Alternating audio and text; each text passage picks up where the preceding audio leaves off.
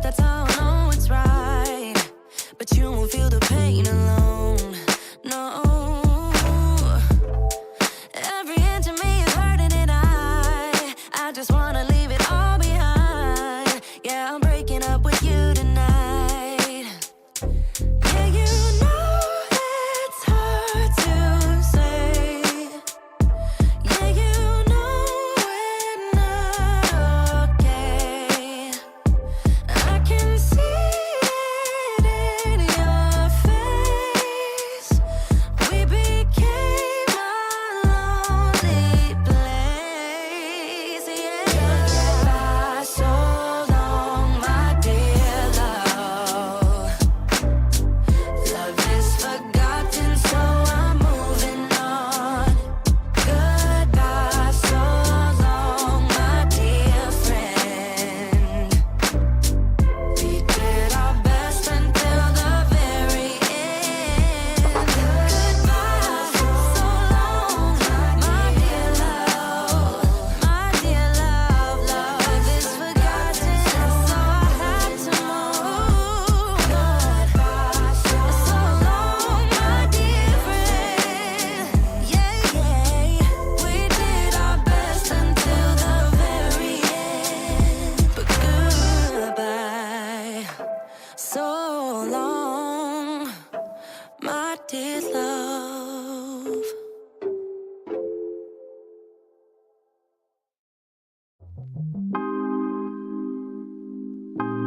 Just like to say good evening. SPWD Speed, bringing it to you all the way live.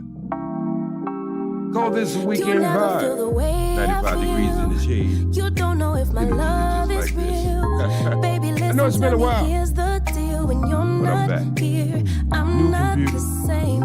I'm new needing a new software, chapter, new babe. camera. Been stuck here in a bed for days. It's gonna be very I've been staring interesting. at the telephone, cause when you're gone, I And you see miss the title. face. Why?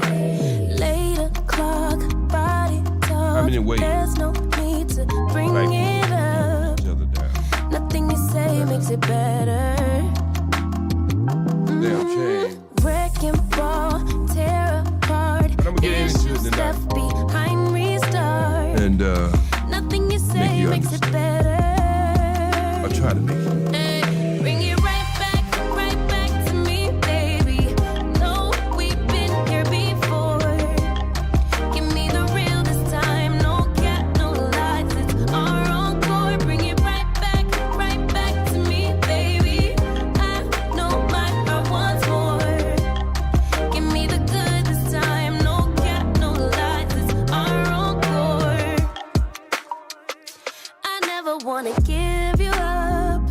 I know we've been through way too much, but I'm confident we'll make it through. I'm here for you. You're not by yourself.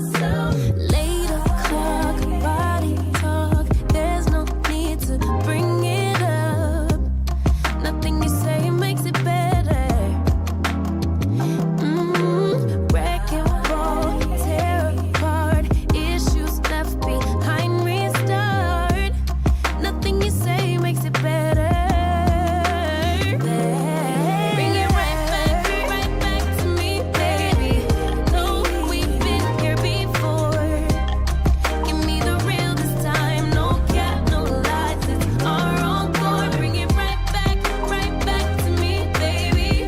I know my heart wants more. Give me MS. the good this time. Watchmen. No cap, no lies. It's our Totally agree with you. encore.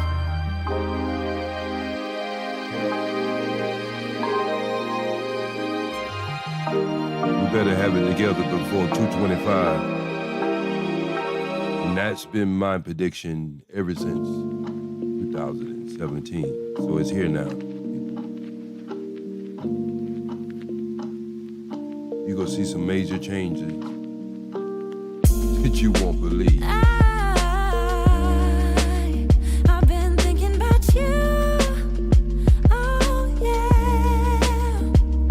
Oh, there ain't no one else that does the things that you do to me. That's why I get nervous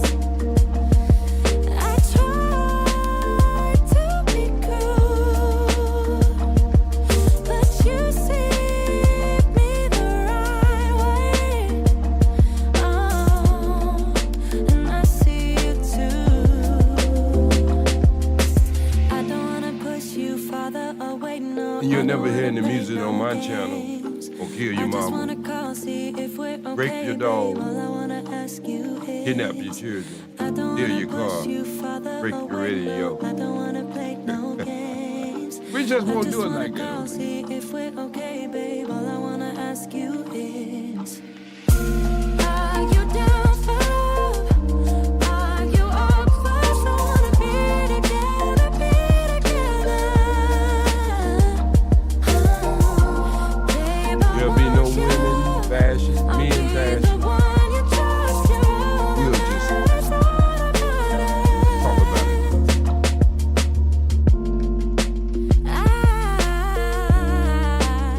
I got feelings about you. Oh yeah, oh.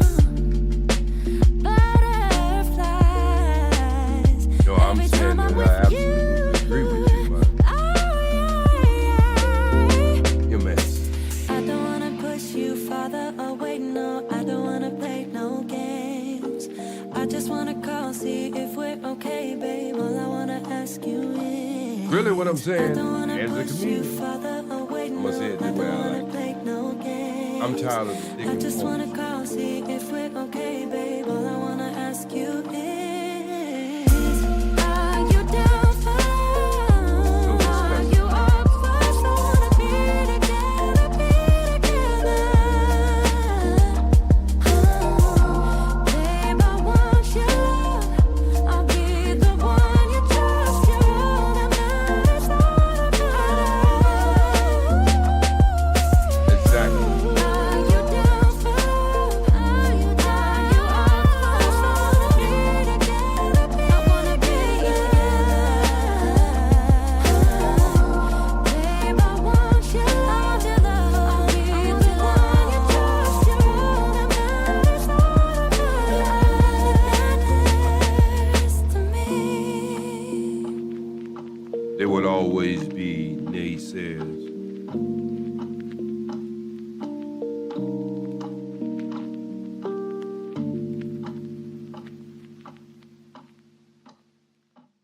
But the great thing about that, we See don't you have to live in watching the world. me when we're with our friends. It's definitely something in the air. So let's take Imagination it has from there, 'cause always I been know greater you want than it. logic, Afraid to let it show. because And I imagination know is you what need leads. it. Why don't we let it grow, grow, grow? I think it's time we stop tipping on our toes. What's holding you back So let's get now, into the sugar? show, okay? 'Cause I don't know, I sure know you want it. Afraid to let it show. We're gonna start off with the Why don't we let it grow? And I think it's one of the speeches I love.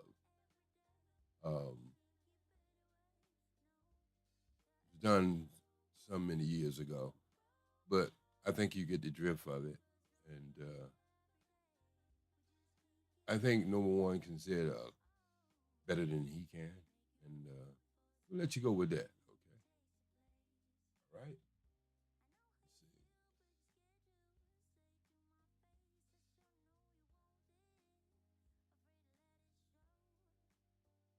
5, 4, 3, 2, 1.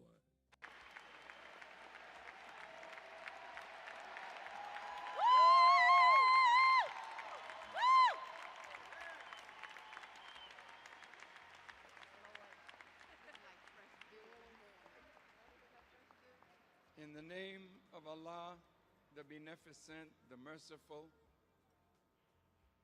I bear witness that there is but one God, and all of the prophets of God are from that one God, and all of the scriptures that we read are from that one God, and every human being that we see and that we don't see has come into existence because of that same one God. To Sister Cora Masters Barry, to Marion Christopher Barry, to all of the brothers and sisters, Reverend Willie Wilson, and all those who made these 4 days possible. From the depth of my heart, I thank you for putting together a program that rightly honors Marion Barry and his legacy.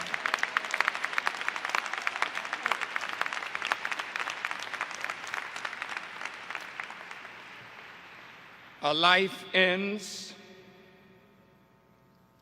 the legacy begins. What a joy to hear his son speak the way his son spoke. Indeed, the legacy has begun. I'm honored beyond words to be here today to celebrate the life of our brother, our champion,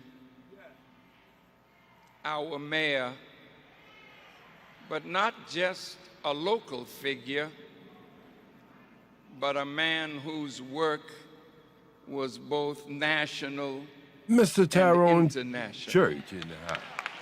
In a while, my brother. I was introduced to Mayor Barry by my esteemed brother, the Reverend Jesse Lewis Jackson. And I found in Mayor Barry a brother, a companion in struggle, a man who loved God and loved the people of God and loved humanity as a whole.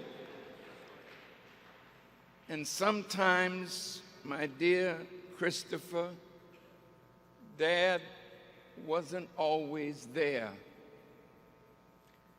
because some of us that come into this life are born for a higher purpose than just to work for our families and our vanities, but to work for a people and to work for humanity. Such a man was Marion Barry. I was here in Washington when my brother went through his great trial, and a reporter from one of the Washington newspapers came to me with a question. But before she asked her question, she was building me up as some moral giant, somebody who was married and had a good life and didn't use drugs. And what do you think, she said, of a man who broke his marital vows and used drugs and did? I said, who are you talking about? John Fitzgerald Kennedy?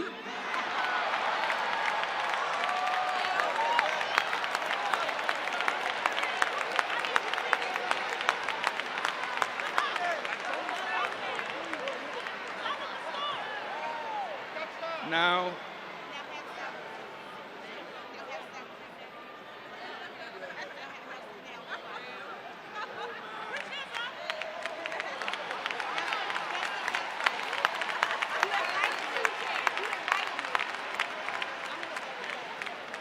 that ended the press conference.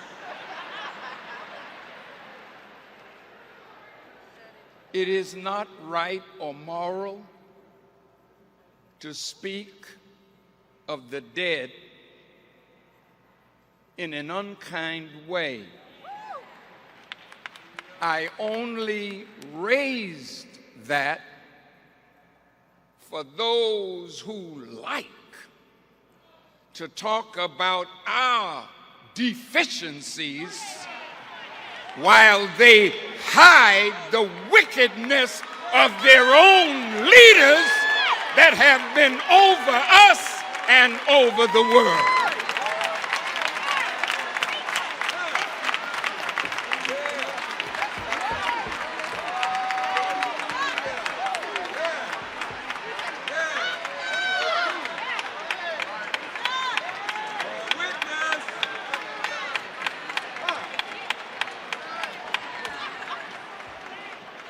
Nobody passes this life without committing sin. Read the sign, please. And when I said nobody, I mean nobody. The popes, the cardinals, the bishops, the imams, the mullahs, the presidents, the potentates, nobody comes this way without committing sin.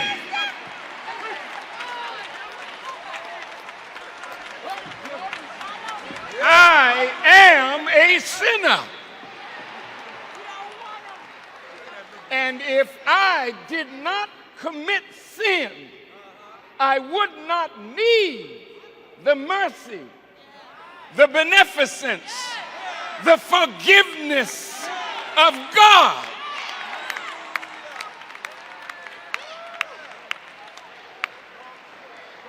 So the Holy Quran says, if Allah were to punish man for his sins, not one soul would be left alive on the earth. So will the holy ones please stand up? And I'm going to sit down.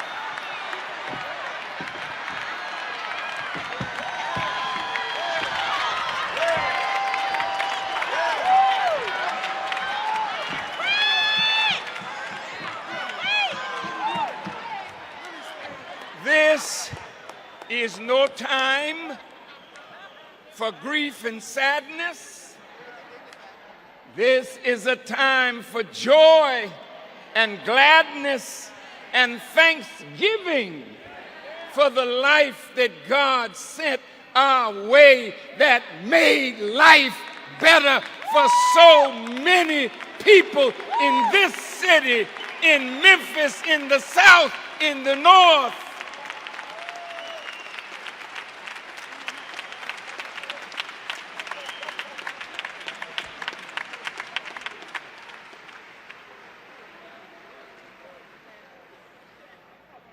The Million Man March could never have happened in any other city at any other time but Washington, D.C. in the time of Mayor Marion Barry, his wife, and all of this team that came together to put on this program with Reverend Willie Wilson and Dr. Dorothy Height and so many. We called for 1 million men, and 2 million, nearly 2 million, showed up in this city.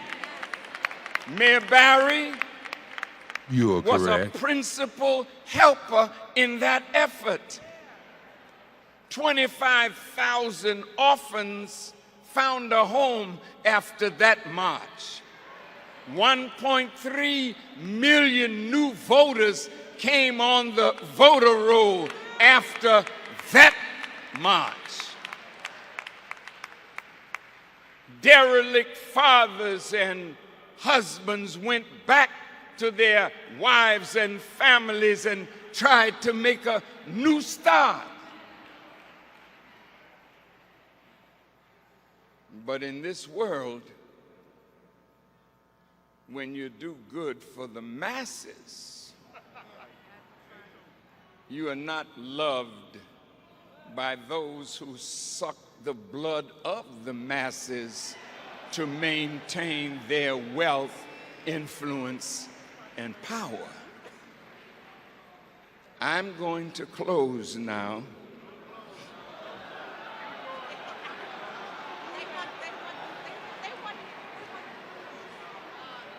In this audience are the elders of the children of Israel. I loved your singing, your spirit.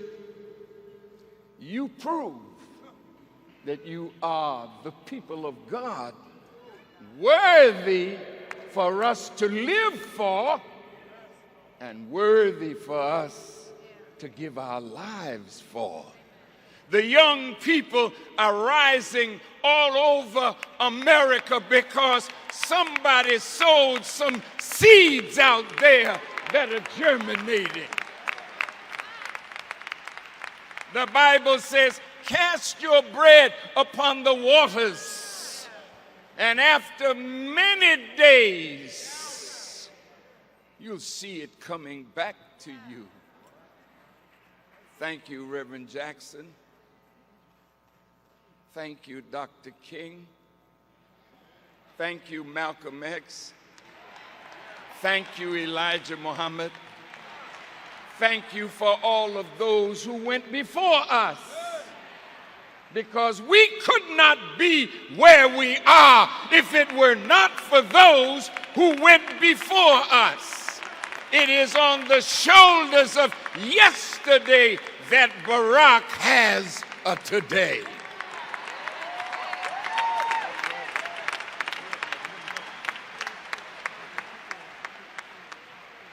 So to the elders, don't get tired. Don't get weary. Don't think about retiring.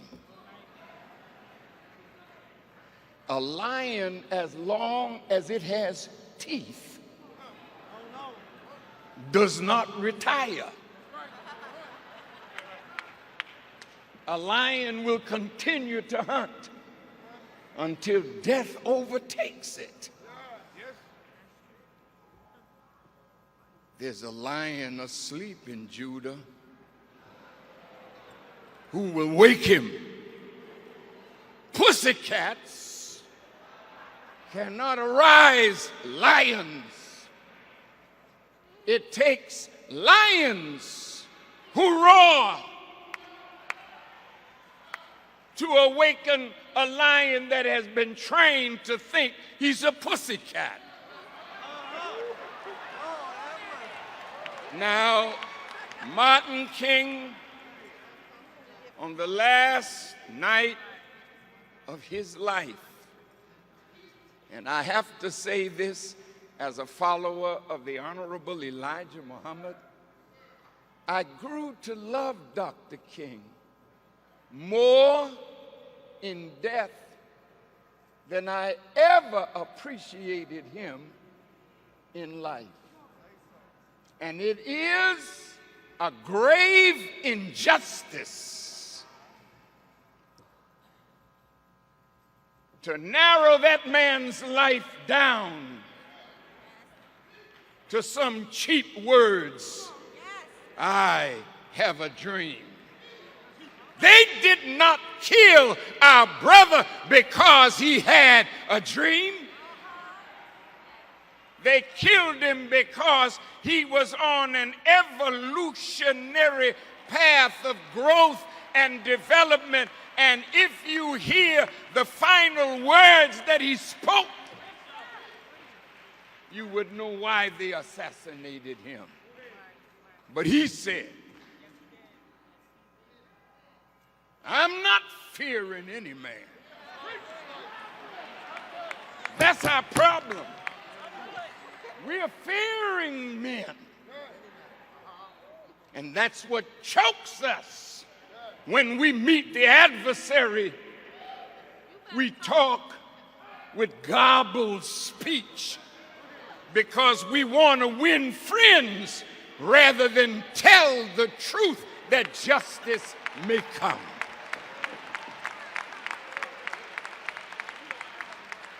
I'm not fearing any man. I have been to the mountaintop. I have looked over and I have seen not the promised sky, not a false promise of nearness to our oppressor and a little money. He said, I have seen the promised land. I may not get there with you, he said, but we as a people will get to the promised land. Now, elders, the elders of Israel didn't get to the promised land because they were afraid of some giants. Mayor Barry challenged forces. He was not a coward. And cowards should not speak his name. Thank you. So when the elders wouldn't go in because some giants were there, God said, I'll take their children and they will inhabit the promised land. Our children are rising today and they don't see giants. I wonder why. There's a man in the scripture, as I close, named Jesus. And some man came to Jesus and Jesus asked him, how do you see men? He said, I see them as trees.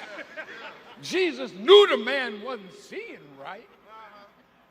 So he put some spittle on his eyes and then asked the man, how do you see men now? And the man said, I see them as they are. There are no giants here that cannot be conquered in the name of God. There's no mountain too high that we cannot climb in the name of God. If that legacy of that great man is to continue, and it will, then let's rise up from this hallowed ground and go back to work on the struggle for freedom, justice, and equality. Thank you for these few moments.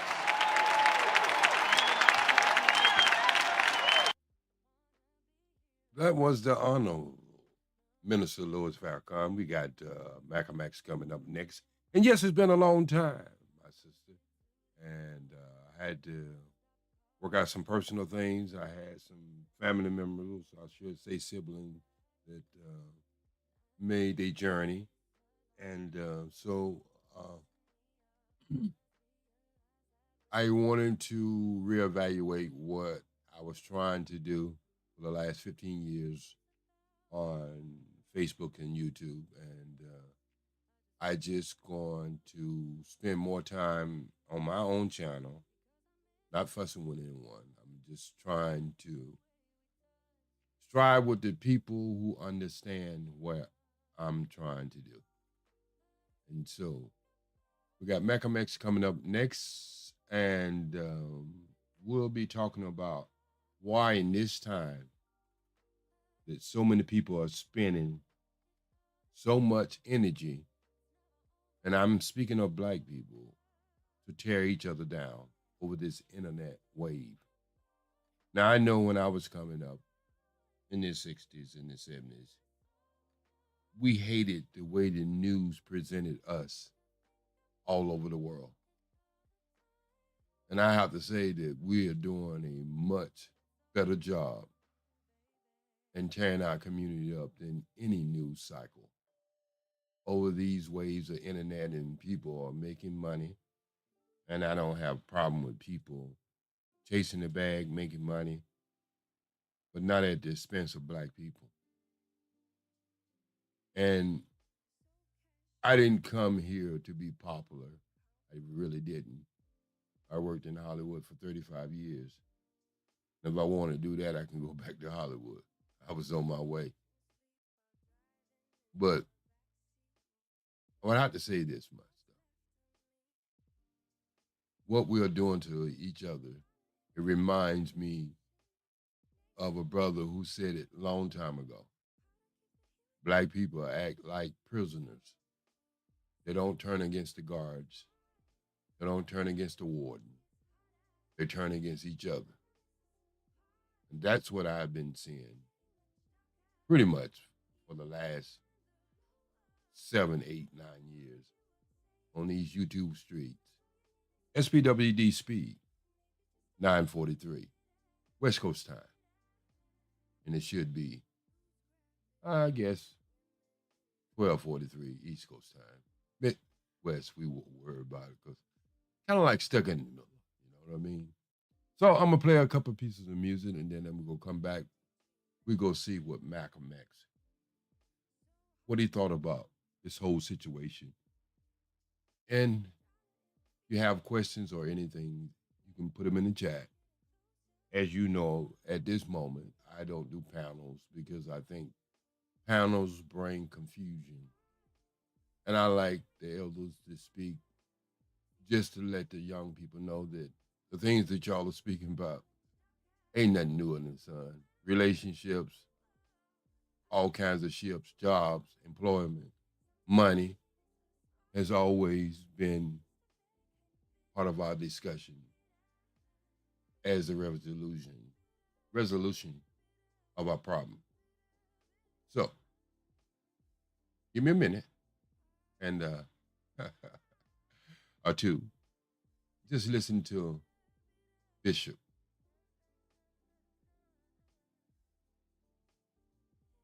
Now, Bishop don't like to play sometimes. So, I'm going to see why Bishop is not playing. Let me see.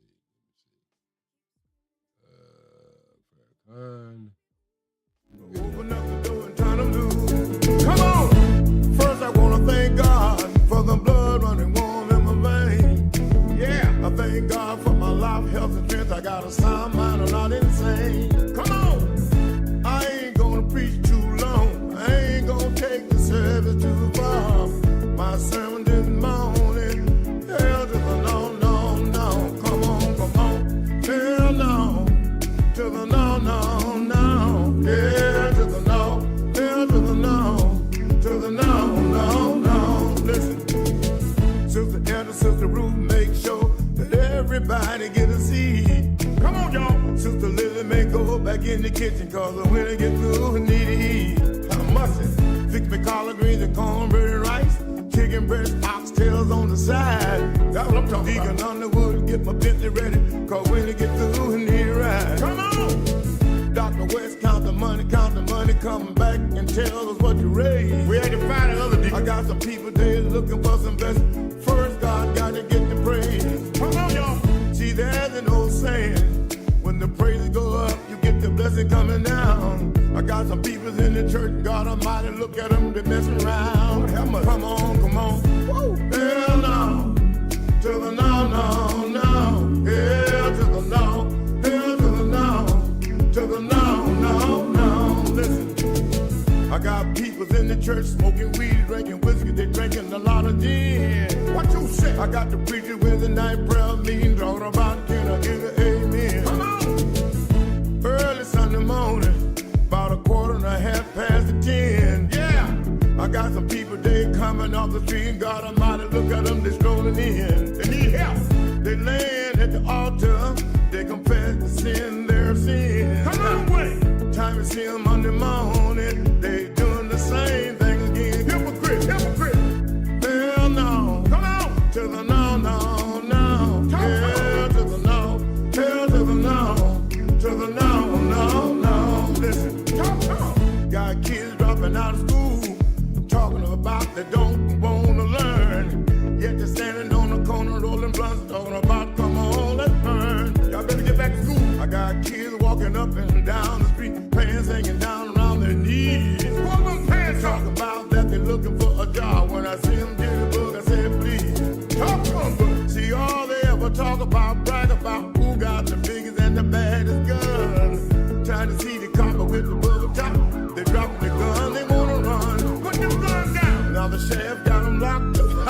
They sitting in the county jail. It's a shame. I heard the mama, she was crying all night. She can't get no money for the bill. Come on. Now the man with the homework, cause they didn't put no money in the commissary. Your friend gone now. They had you in the jail, brother, man. You were sure headed for the cemetery. Come on, wait. See, there's an old saying that a hard head make a soft behind. Yeah. Well, since you did the crime, don't do the time. Stop the baby crying. Come on, come on. Hell no. To the no, no, no. Yeah, to the no. Hell to the no. To the no, no, no. Listen. When people talk about you, all you gotta do is let them talk much as they please. That's what they gonna do, y'all. Cause all you gotta do is get down on your knees. Tell the Lord about it. You tell God about it, and I guarantee you he will never leave you alone. Yeah. All you gotta do is tell the devil, hell no, won't you leave me alone? Devil leave. Hell no. Come on, Wayne. To the no, no, no. Come on, come on. Hell to the no. To the no, no, no. Come on. Hell no, no. To the no, no. To the no, no, no, no. To the no, no. To the no, no. Hell to the no, no. Hell to the no, no. No, no. Hell to the no. No, no, no, no. Hell to the no, no.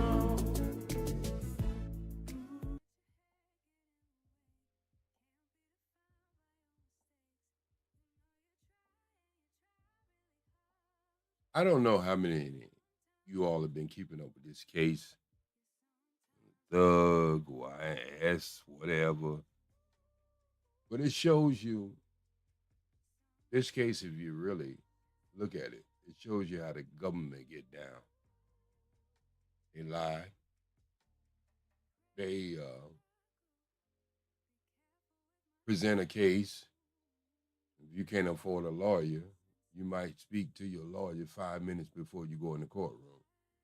They've been dealing on the case for 2 or 3 months, maybe longer than that. Then they hold you in jail, but they tell you all the time that you are innocent until you're proven guilty.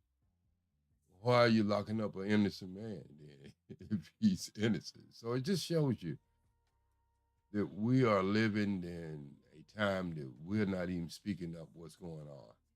All this is going to change in 225. You'll see.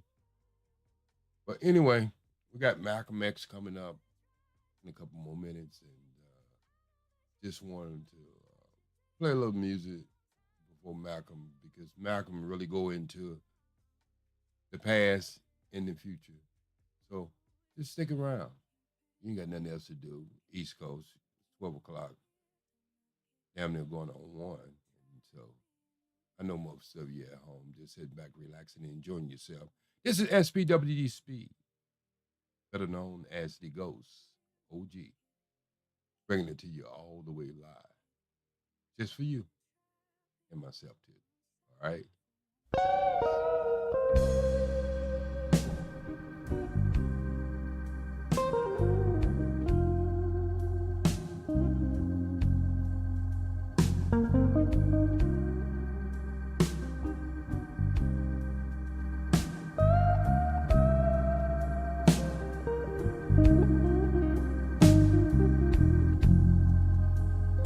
What's going on, Mandrell?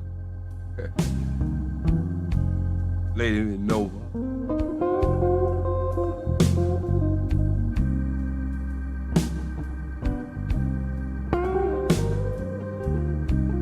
Some people say, they speed don't show his face no more. That's not true. I ain't scared of my face. Keep the babies away from telephone. Computer, they hurt your eyes. But it's all this beautiful chocolate God gave me. 66 years on this planet. The sky is crying.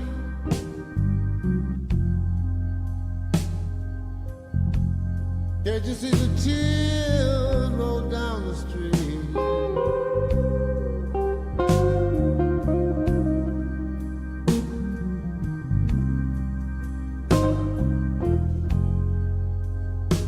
sky is crying.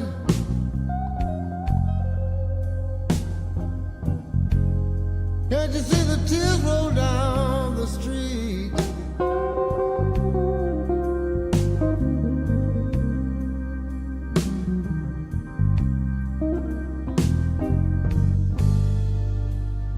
Well, I've been looking for my baby, and I wonder, what can she be?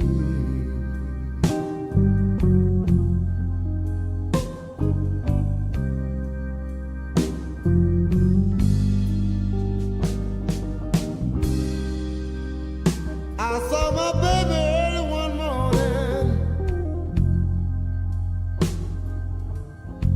She was walking on down the street.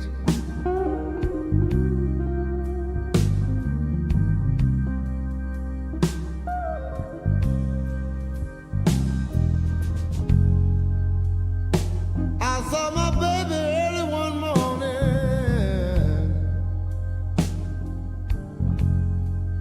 She was walking on down the street.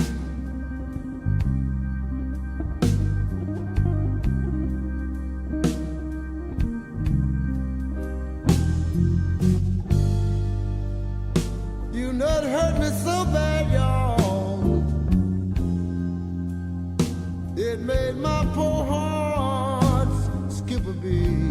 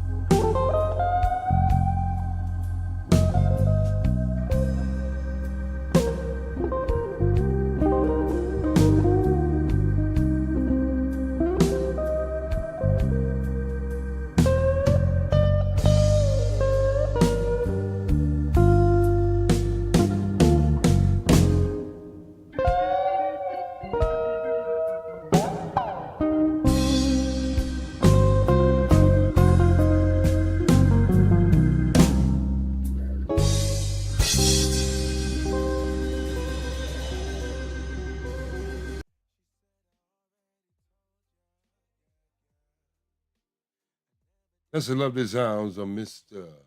Gray Coleman. Sky's Crying.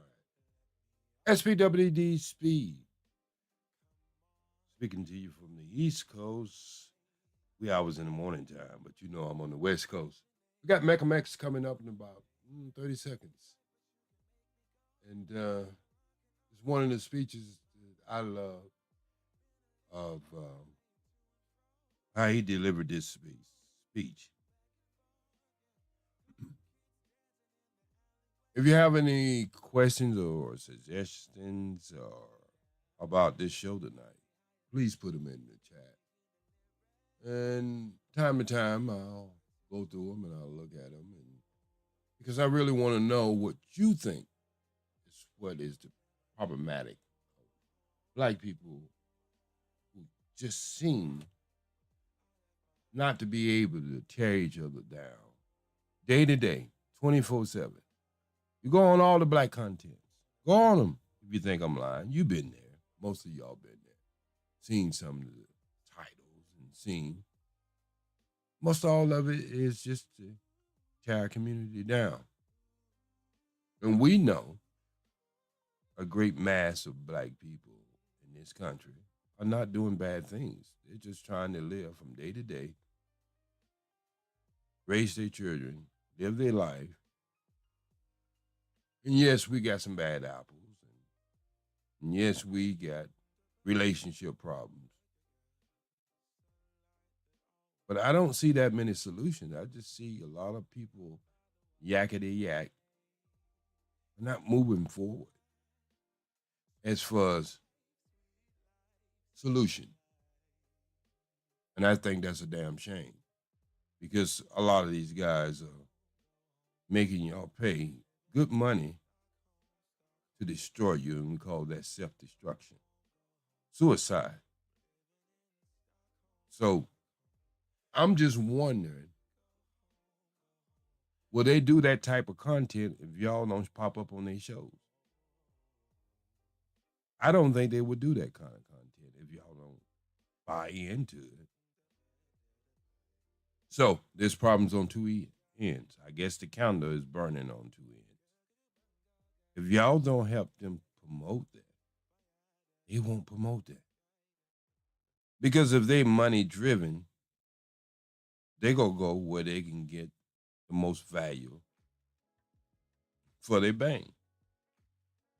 So if y'all require more and not support these channels that not really trying to solve problems in our community, just trying to keep the conversation going and keeping mayhem going in our community, and you keep supporting it, then you're part of the problem too. My channel has always been free and will always be free.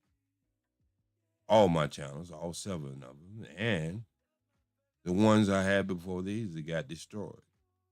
Because I'm here to seek the truth, find the truth, and tell the truth. Because I like actual facts. That's one of the things I like, because with actual facts, you can come up with a solution. But when you tell half of the story, you say the women are bad and the men are good, then you're deceiving yourself. Because the same dog bit her, bit you too. So if she was a change, what is going to be your change? Vice versa. Women do the same thing. But let Malcolm say it in his own words. What do you think about this? Mr. Moderator, Reverend Clee, brothers and sisters, and friend, and I see some enemies. In fact, I think we'd be fooling ourselves if we had an audience this large and didn't realize that there were some enemies present. This afternoon, we want to talk about the ballot or the bullet. The ballot or the bullet explains itself. But before we get into it, since this is the year of the ballot or the bullet, I would like to clarify some things that refer to me personally concerning my own personal position. I'm still a Muslim. That is, my religion is still Islam.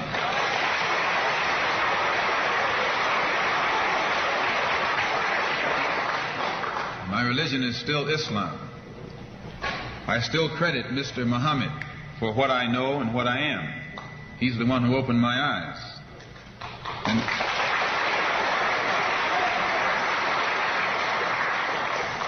at present, I'm the minister of the newly founded Muslim Mosque Incorporated, which has its offices in the Teresa Hotel right in the heart of Harlem. That's the Black Belt in New York City. And when we realize that Adam Clayton Powell is a Christian minister, he has the Abyssinia Baptist Church, but at the same time he's more famous for his political struggling. And Dr. King is a Christian minister from Atlanta, Georgia, or in Atlanta, Georgia, but he's become more famous for being involved in the civil rights struggle. There's another in New York, Reverend Galamison. I don't know if you've heard of him out here. He's a Christian minister from Brooklyn, but has become famous for his fight against the segregated school system in Brooklyn. Reverend Cleave, right here, is a Christian minister here in Detroit. He's the head of the Freedom Now Party. All of these are Christian ministers.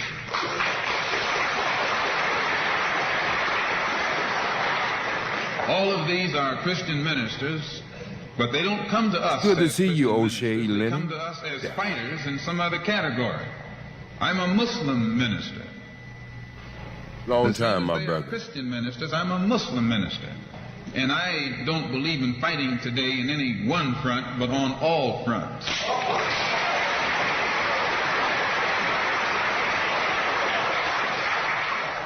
In fact, I'm a black nationalist freedom fighter.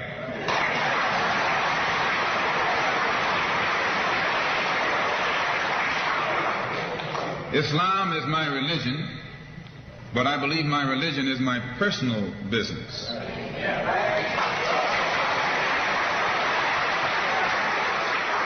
It governs my personal life, my personal morals, and my religious philosophy is personal between me and the God in whom I believe, just as the religious philosophy of these others is between them and the God in whom they believe. And this is best this way. Were we to come out here discussing religion, we'd have too many differences from the outstart, and we could never get together. So today, though Islam is my religious philosophy, my political, economic, and social philosophy is black nationalism. You and I...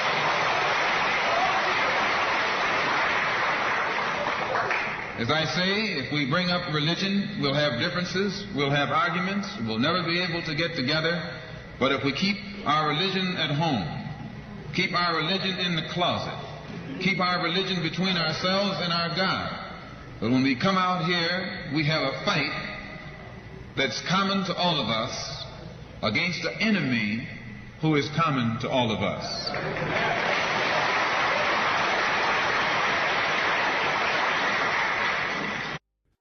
The political philosophy of black nationalism only means that the black man should control the politics and the politicians in his own community. The time when white people can come in our community and get us to vote for them so that they can be our political leaders and tell us what to do and what not to do is long gone.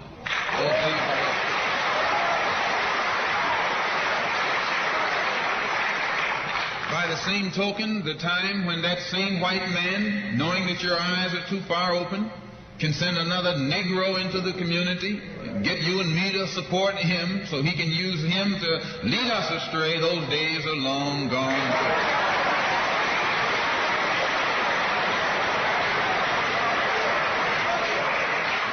The political philosophy of black nationalism only means that if you and I are going to live in a black community, and that's where we're going to live, because as soon as you move into one of their, as soon as you move out of the black community into their community, it's mixed for a period of time, but they're gone, and you're right there all by yourself.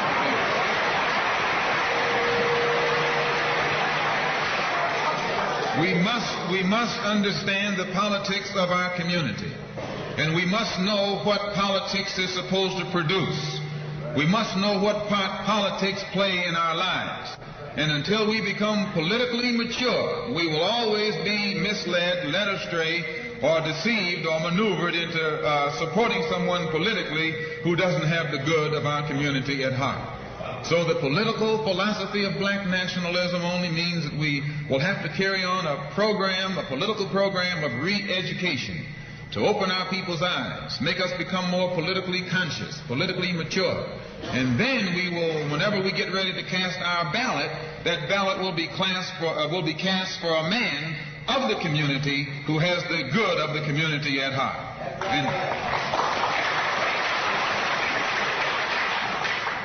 The economic philosophy of black nationalism only means that we should own and operate and control the economy of our community. You would never find, you can't open up a black store in a white community. White man won't even patronize you. And he's not wrong. He got sense enough to look out for himself. And it's you who don't have sense enough to look out for yourself.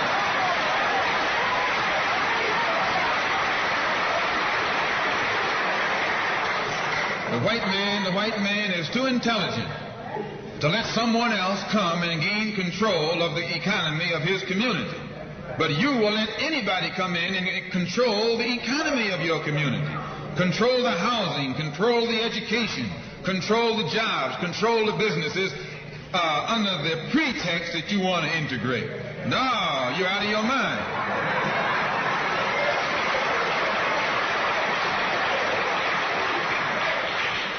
The economic philosophy of black nationalism only means that we have to become involved in a program of re-education to educate our people into the importance of knowing that when you spend your dollar out of the community in which you live, the community in which you spend your money becomes richer and richer. The community out of which you take your money becomes poorer and poorer. And because these Negroes who have been misled, misguided, are breaking their necks to take their money and spend it with the man. The man is becoming richer and richer, and you're becoming poorer and poorer. And then what happens? The community in which you live becomes a slum.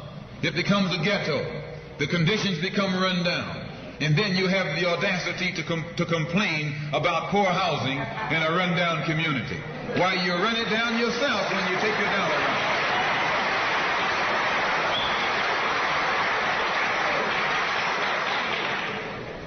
And you and I are in a double trap, because not only do we lose by taking our money someplace else and spending it, when we try and spend it in our own community, we're trapped because we haven't had sense enough to set up stores and control the businesses of our community.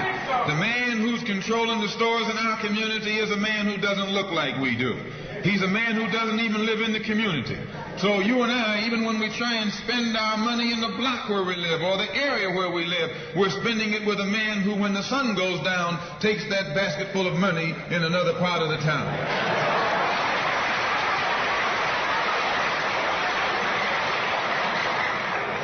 So we're trapped, double trapped, triple trapped. Anywhere we go, we find that we're trapped. And every kind of solution that someone comes up with is just another trap. But the political and economic philosophy of black nationalism, the economic philosophy of black nationalism shows our people the importance of setting up these little stores and developing them and expanding them into larger operations. Woolworth didn't start out big like they are today. They started out with a dime store and expanded and expanded and expanded until today they're all over the country and all over the world, and they're getting some of everybody's money. Now this, what you and I in General Motors, the same way, didn't start out like it is. It started out just a little rat race type operation, and it expanded and expanded until today it's where it is right now. And you and I have to make a start.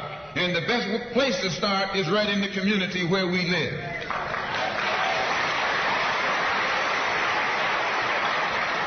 So our people not only have to be re-educated to the importance of supporting black business, but the black man himself has to be made aware of the importance of going into business. And once you and I go into business, we own and operate at least the businesses in our community. What we will be doing is developing a situation wherein we will actually be able to create employment for the people in the community.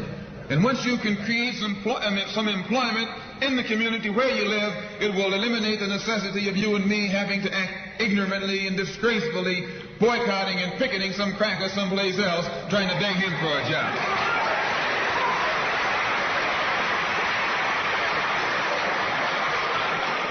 Anytime you have to rely upon your enemy for a job, you're in bad shape. And he is your enemy.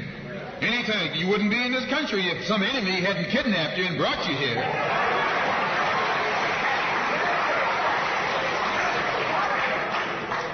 On the other hand, some of you think you came here on the Mayflower.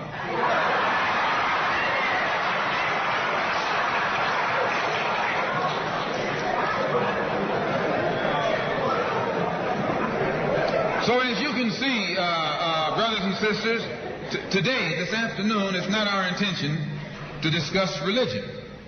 We're going to forget religion. If we bring up religion, we'll be in an argument. And the best way to keep away from arguments and differences, as I said earlier, put your religion at home, in the closet. Keep it between you and your God. Because if it hasn't done anything more for you than it has, you need to forget it anyway.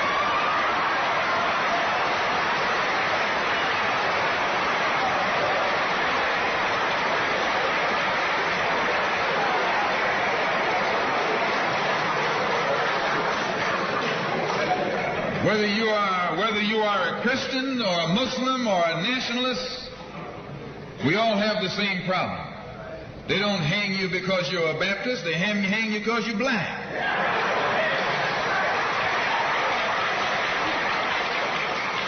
They don't attack me because I'm a Muslim, they attack me because I'm black. They attack all of us for the same reason. All of us catch hell from the same enemy. We're all in the same bag, in the same boat. We suffer political oppression, economic exploitation, and social degradation. All of them from the same enemy. The government has failed us. You can't deny that. Anytime you live in the 20th century, 1964, and you walking around here singing, "We shall overcome," the government has failed.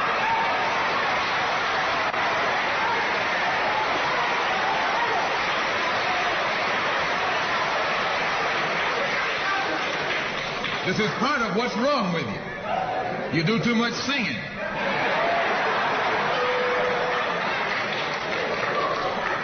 Today it's time to stop singing and start swinging.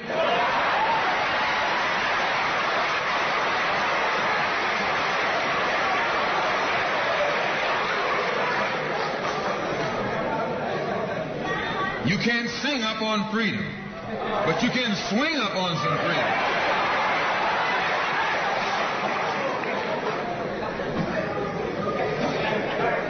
Cassius Clay can sing, but singing didn't help him to become the heavyweight champion of the world. Swinging helped him.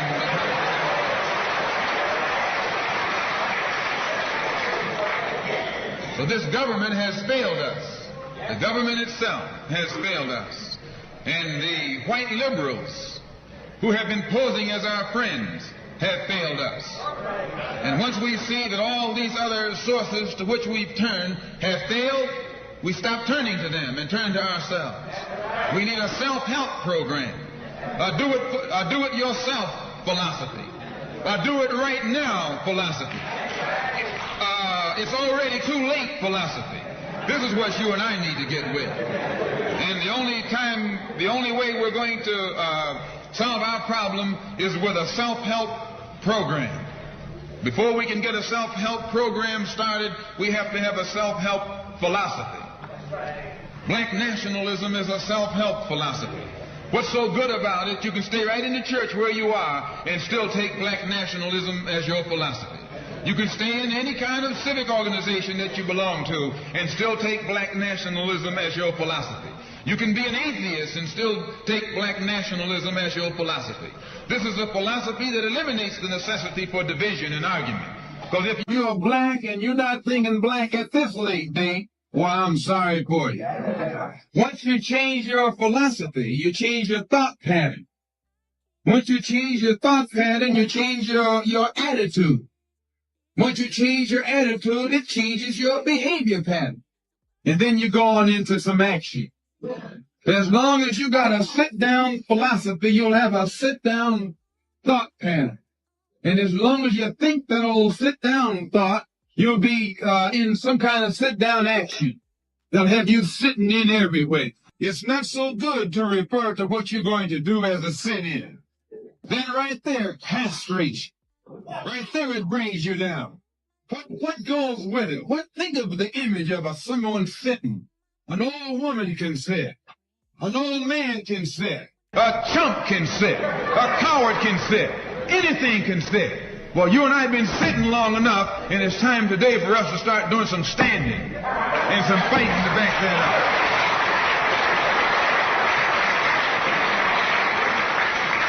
When we look at other parts of this earth upon which we live, we find that black, brown, red, and yellow people in Africa and Asia are getting their independence. They're not getting it by singing, "We shall overcome." No, they're getting it through nationalism. It is nationalism that brought about the independence of the people in Asia. Every nation in Asia gained its independence through the philosophy of nationalism. Every nation on the African continent that has gotten its independence brought it about through the philosophy of nationalism. And it will take black nationalism that to bring about the freedom of 22 million Afro-Americans here in this country where we have suffered colonialism for the past 400 years.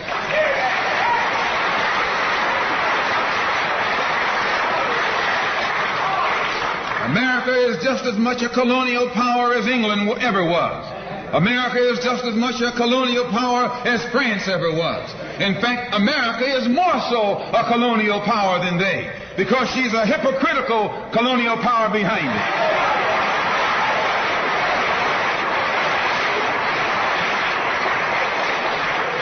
What do you call second-class citizenship? Why, that's colonization. Second-class citizenship is nothing but 20th century slavery. How are you going to tell me you're a second-class citizen? They don't have second-class citizenship in any other government on this earth. They just have slaves and people who are free. Well, this country is a hypocrite. They try and make you think they set you free by calling you a second-class citizen. No, you're nothing but a 20th century slave.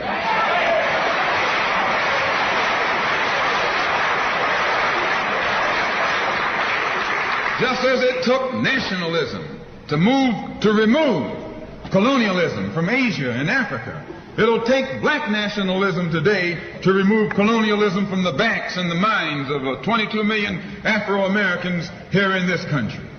And 1964 looks like it might be the year of the ballot or the bullet.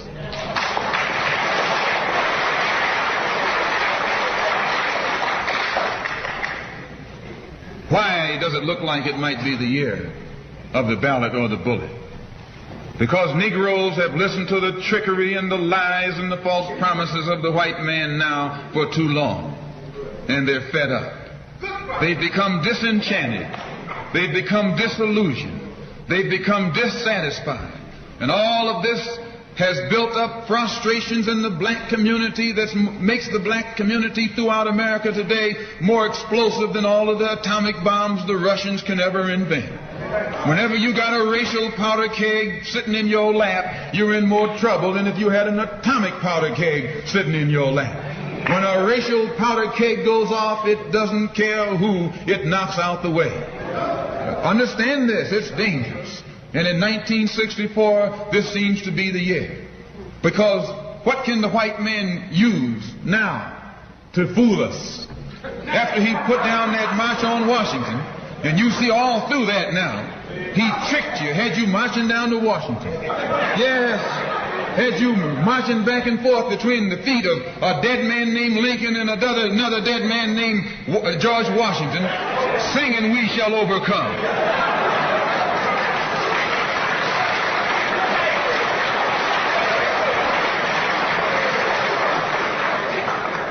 He made a chump out of you. He made a fool out of you. He made you think you were going somewhere, and you end up going nowhere but between Lincoln and Washington. So today our people are disillusioned. They've become disenchanted. They've become dissatisfied. And in their frustrations they want action. You'll see this young black man, this new generation, asking for the book ballot or the book. That old Uncle Tom action is outdated. The young generation don't want to hear anything about the odds are against us. What do we care about odds?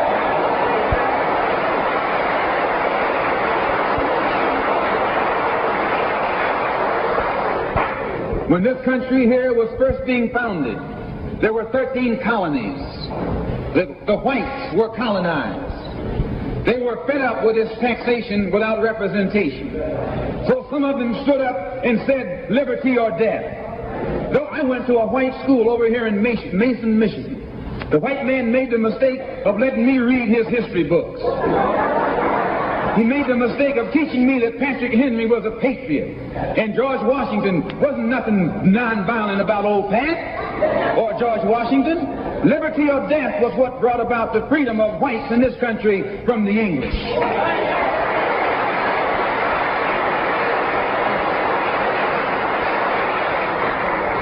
They didn't care about the odds.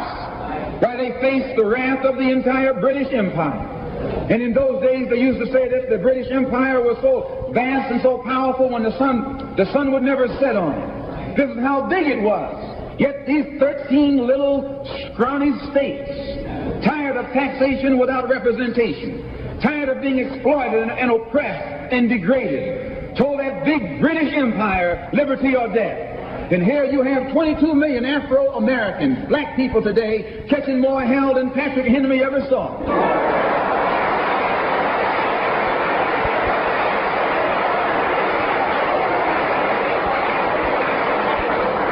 And I'm here to tell you, in case you don't know it, that you got a new generation of black people in this country who don't care anything whatsoever about odds. They don't want to hear you old Uncle Tom handkerchief heads talking about the odds.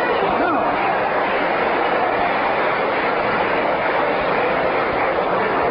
This is a new generation. If they're going to drag these young black men and send them over to Korea or South Vietnam to face 800 million Chinese.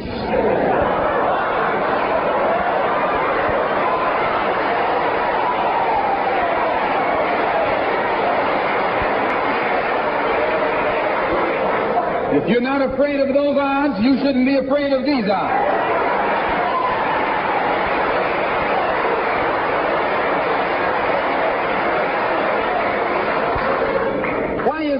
Why does this loom to be such an explosive political year? Because this is the year of politics. This is the year when all of the white politicians are going to come into the Negro community. You never see them until election time. You can't find them until election time. They're going to come in with false promises. And as they make these false promises, they're going to feed our frustrations. And this will only serve to make matters worse. I'm no politician. I'm not even a student of politics. I'm not a Republican, nor a Democrat, nor an American, and got sense enough to know it.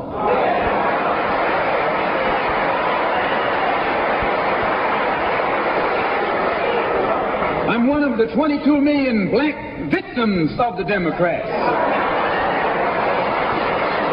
One of the 22 million black victims of the Republicans, and one of the 22 million black victims of Americanism.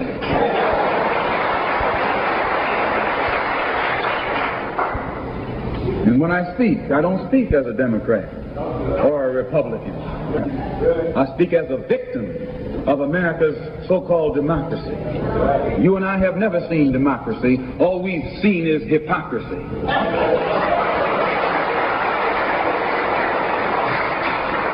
When we open our eyes today and look around America, we see America not through the eyes of someone who has enjoyed the fruits of Americanism. We see America through the eyes of someone who has been the victim of Americanism. We don't see any American dream. We've experienced only the American nightmare. We haven't benefited from America's democracy. We've only suffered from America's hypocrisy. And the generation that's coming up now can see it and are not afraid to say it. If you go to jail, so what? If you're black, you were born in jail.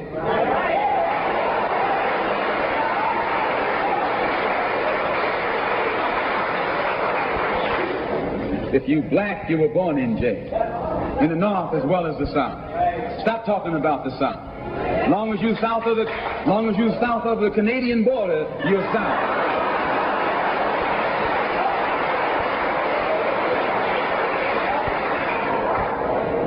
Don't call Governor Wallace a Dixie governor.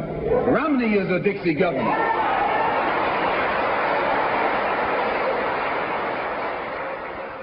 $22 million black victims of Americanism are waking up, and they're gaining a new political consciousness, becoming politically mature.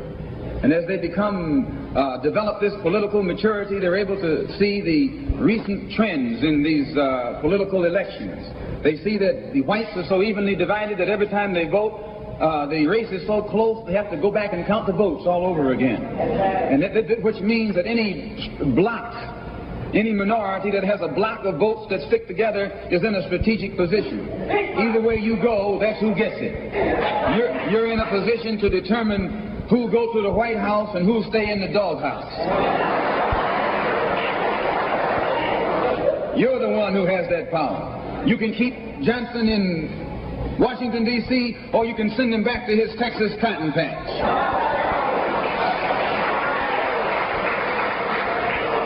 You're the one who sent Kennedy to Washington. You're the one who put the present Democratic administration in Washington, D.C. The whites were evenly divided. It was the fact that you threw 80% of your votes behind the Democrats that put the Democrats in the White House. When you see this, you can see that the Negro vote is the key factor. And despite the fact that you are in a position to be the determining factor, what do you get out of it? The Democrats have been in Washington, D.C. only because of the Negro vote. They've been down there 4 years. And all other legislation they wanted to bring up, they brought it up and gotten it out of the way, and now they bring up you. And now they bring up you. You put them first and they put you last. Because you're a chump.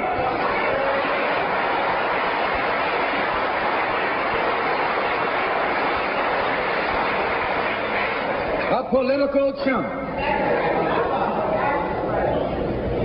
In Washington, D.C., in the House of Representatives, there are 257 who are Democrats. Only 177 are Republicans. In the Senate, there are 67 Democrats. Only 33 are Republicans. The party that you bash controls 2/3 of the House of Representatives and the Senate, and still they can't keep their promise to you, because you're a chump.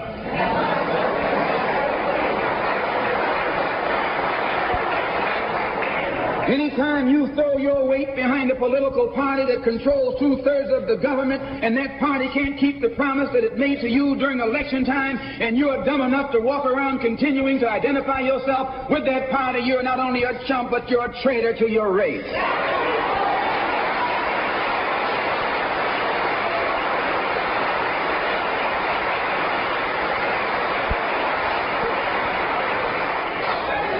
And what kind of alibi do they come up with? They try and pass the buck to the Dixiecrats. Now, back during the days when you were blind, deaf, and dumb, ignorant, politically immature, naturally you went along with that. But today, as your eyes come open and you develop political maturity, you're able to see and think for yourself. And you can see that a Dixiecrat is nothing but a Democrat in disguise. You look at the structure of the government that controls this country. It's controlled by 16 senatorial committees and 20 congressional committees. Of the 16 senatorial committees that run the government, 10 of them are in the hands of Southern segregationists. Of the 20 congressional committees that run the government, 12 of them are in the hands of Southern segregationists. And they're going to tell you and me that the South lost the war.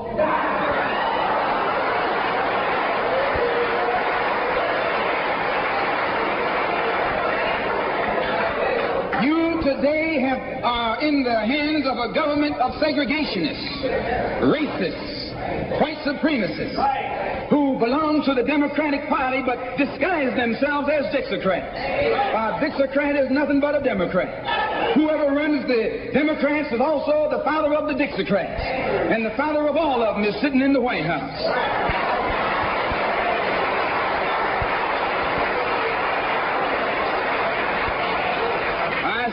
I say it again. You got a president who's nothing but a Southern segregationist.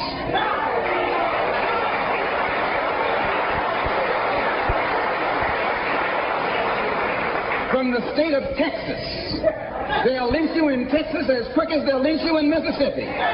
Only in Texas, they lynch you with a Texas accent. In Mississippi, they lynch you with a Mississippi accent. And the first thing the cracker does when he comes in power, he takes all the Negro leaders and invites them for coffee to show that he's all right. And those Uncle Toms can't pass up the coffee.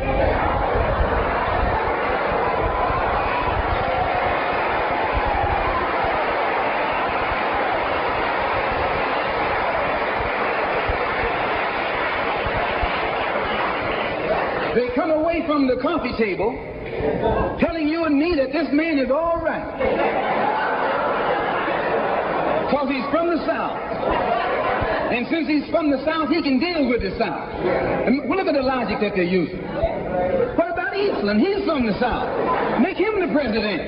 If Johnson is a good man because he's from Texas, and being from Texas will enable... If Johnson is a good man because he's from Texas, and being from Texas will enable him to deal with the South, Eastland can deal with the South better than Johnson. Oh, I say, you've been misled. You've been had. You've been took.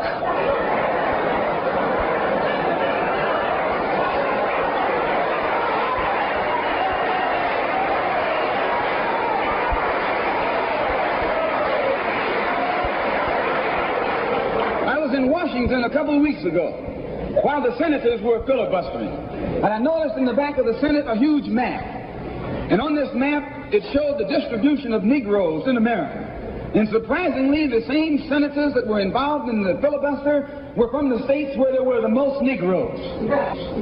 Why were they filibustering the civil rights legislation? Because the civil rights legislation is supposed to guarantee voting rights to Negroes in those states. And those senators from those states know that if the Negroes in those states can vote, those senators are down the drain.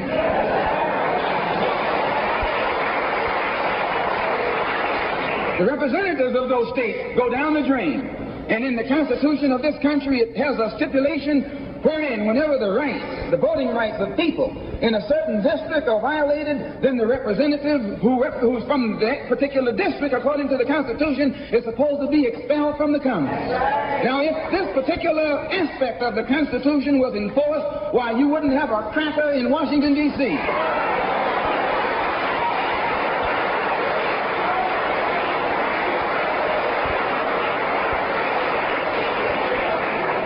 But what would happen? When you expel the Dixiecrat, you're expelling the Democrat. When you destroy the power of the Dixiecrat, you're destroying the power of the Democratic Party. So how in the world can the Democratic Party in the South actually side with you in sincerity when all of its power is based in the South? These Northern Democrats are in cahoots with the Southern Democrats.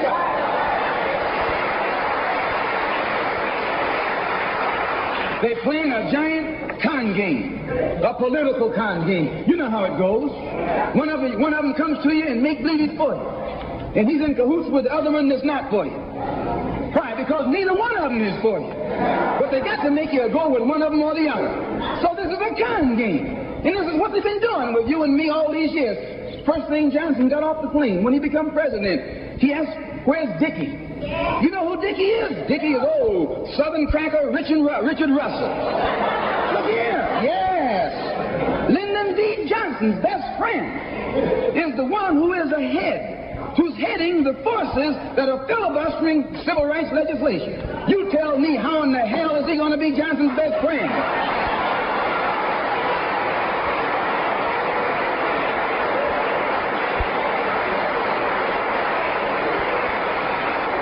can Johnson be his friend and your friend too? No, that man is too tricky. Especially if his friend is still old Dickie.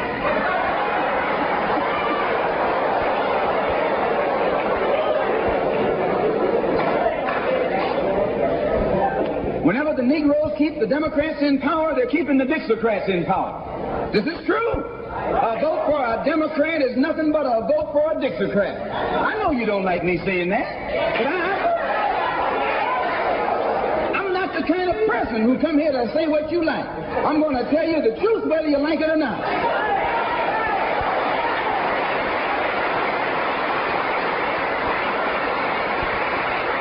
Up here in the North, you have the same thing. The Democratic Party don't do it. They don't do it that way. They got a thing that they call gerrymandering. They maneuver you out of power. Even though you can vote, they fix it so you're voting for nobody. They got you going and coming. In the South, they're outright political wolves. In the North, they're political foxes. A fox and a wolf are both canine. Both belong to the dog family. Now, you take your choice. You're going to choose a northern dog or a southern dog. Because either dog you choose, I guarantee you'll still be in the doghouse. This is why I say it's the ballot or the bullet. It's liberty or it's death. Freedom for everybody or freedom for nobody. America today finds herself in a unique situation. Historically, revolutions are bloody. Oh, yes, they are. They have never had a bloodless revolution or a non-violent revolution. That don't happen even in Hollywood.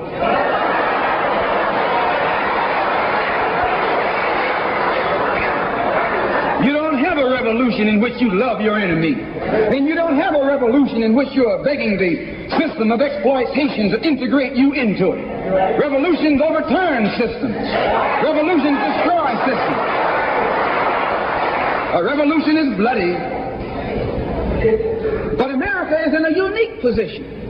She's the only country in history in a position actually to become involved in a bloodless revolution.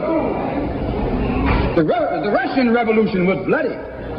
Chinese Revolution was bloody. French Revolution was bloody. Cuban Revolution was bloody. And there was nothing more bloody than the American Revolution. But today, this country can become involved in a revolution that won't take bloodshed. All she's got to do is give the black man in this country everything he's doing. Everything.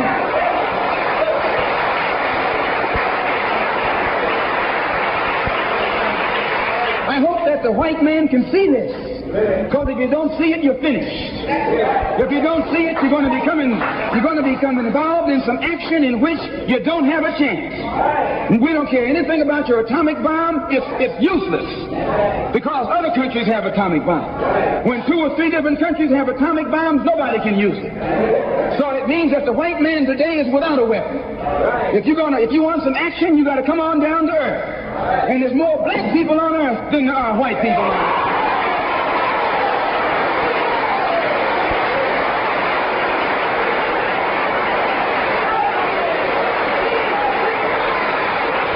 I only got a couple more minutes. The white man can never win another war on the ground. His days of war victory, his days of background victory are over. Can I prove it? Yes. Take all the action that's going on this earth right now that he's involved in. Tell me where he's winning. Nowhere. Why, some rice farmers, some rice eaters ran him out of Korea. Yes, they ran him out of Korea.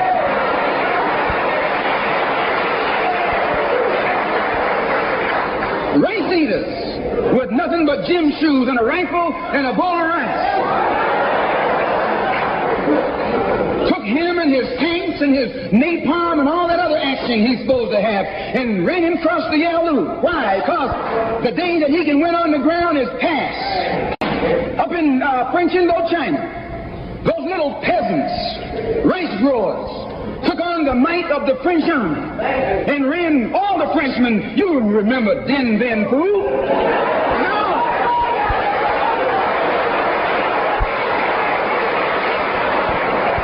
The same thing happened in Algeria, in Africa. They didn't have anything but a rifle. The French had all these highly mechanized instruments of warfare, but they put some guerrilla action on. And a white man can't fight a guerrilla warfare. Guerrilla action takes heart, takes nerve, and he doesn't have that.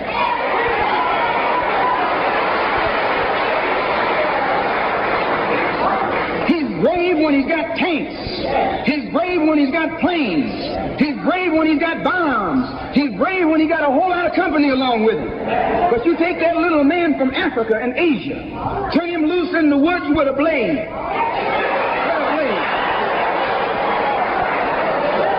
That's all he needs. All he needs is a blade.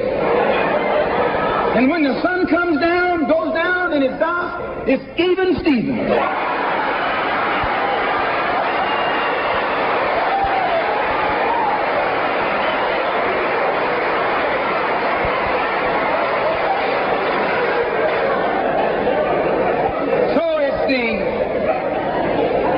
It's the ballot or the bullet. Today our people can see that we're faced with a government conspiracy. This government has failed us. The senators who are filibustering concerning your and my rights, that's the government. Don't say it's Southern senators, this is the government. This is the government filibuster. It's not a segregationist filibuster. It's a government filibuster. Any kind of activity that takes place on the floor of the Congress or the Senate, that's the government. Any kind of dilly-dallying, that's the government.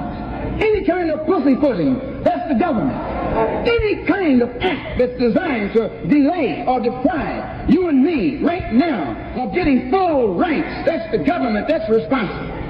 And anytime you find the government involved in a conspiracy to violate the citizenship or the civil rights of a people, then you are wasting your time going to that government expecting redress.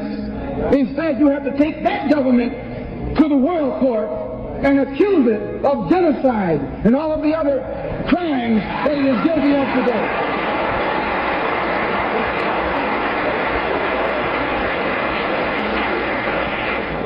So those of us whose political and economic and social philosophy is black nationalism have become involved in the civil rights struggle. We have injected ourselves into the civil rights struggle, and we intend to expand it from the level of civil rights to the level of human rights. As long as you fight it on the level of civil rights, you're under Uncle Sam's jurisdiction. You're going to his court expecting him to correct the problem. He created the problem. He's the criminal. You don't take your case to the criminal, you take your criminal to court.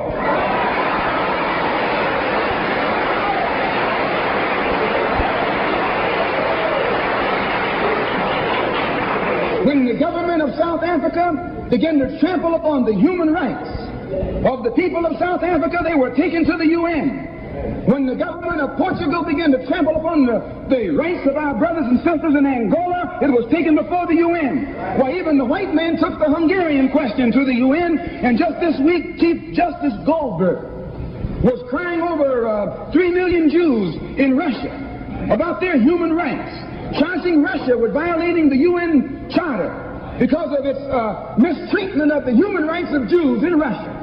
Now you tell me, how can the plight of everybody on this earth reach the halls of the United Nations, and you have 22 million Afro-Americans whose churches are being bombed, whose little girls are being murdered, whose leaders are being shot down in broad daylight? Now you tell me why the leaders of this struggle have never taken it before the United Nations.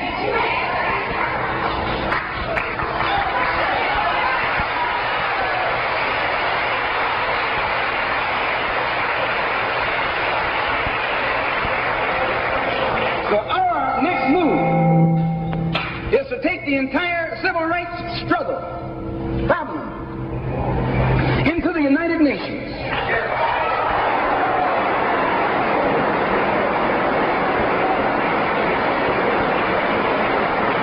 And let the world see that Uncle Sam is guilty of violating the human rights of 22 million Afro-Americans, and still has the audacity or the nerve to stand up and represent himself as the leader of the free world.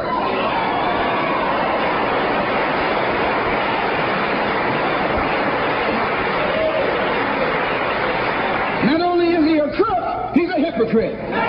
Here he is standing up in front of other people. Uncle Sam, with the blood of your and my mothers and fathers on his hands, with the blood dripping down his jaws like a bloody-jawed wolf, and still got the nerve to point his finger at other countries. You can't even get civil rights legislation. And this man has got the nerve to stand up and talk about South Africa, or talk about Nazi Germany, or talk about Portugal. No more days like those.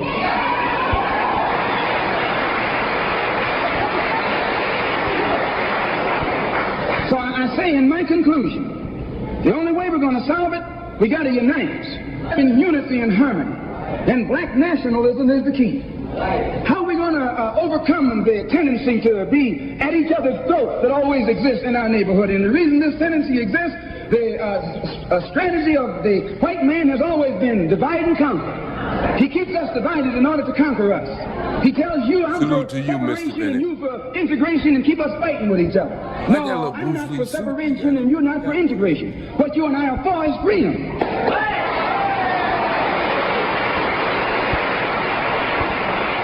Only you think that integration will get you freedom. I think separation will get me freedom. We both got the same objective. We just got different ways of getting at it. So I studied this man, Billy Graham, who preaches white nationalism. That's what he preaches.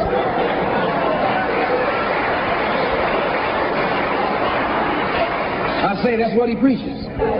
The whole church structure in this country is white nationalism.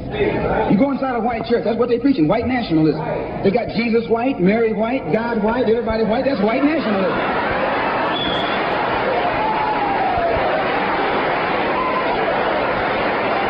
Tell the truth and hurt the devil, huh? So what he does, the way he circumvents the jealousy and envy that he ordinarily would incur among the heads of the church. Whenever you go into an area where the church already is, you're going to run into trouble.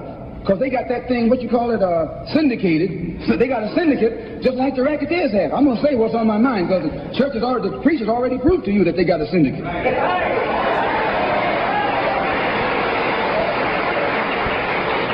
And when you're out in the rackets, whenever you're getting in another man's territory, you know, they gang up on you. And that's the same way with you. You run into the same thing. So how Billy Graham gets around that, instead of going into somebody else's territory like he's going to start a new church, he doesn't try and start a church. He just goes in preaching Christ. And he says, everybody who believes in him, you go wherever you find him.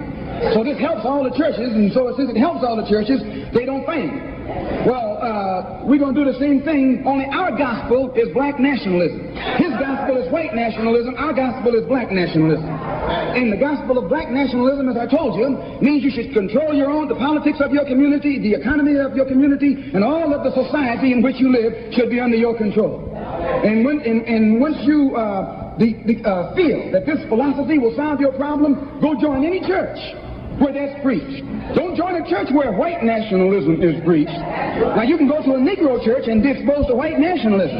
Because when you walk in a Negro church and a white Mary and some white angels, that Negro church is preaching white nationalism.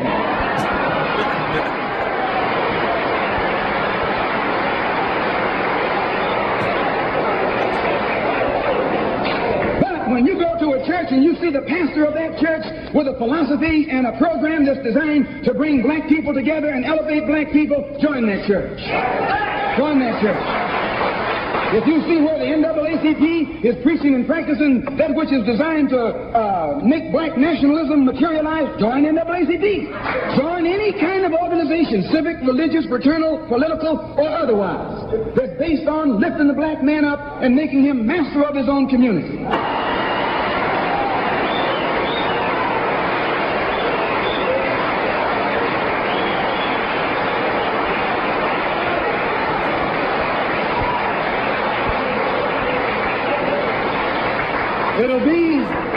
It'll be the ballot, or it'll be the bullet. It'll be liberty, or it'll be death.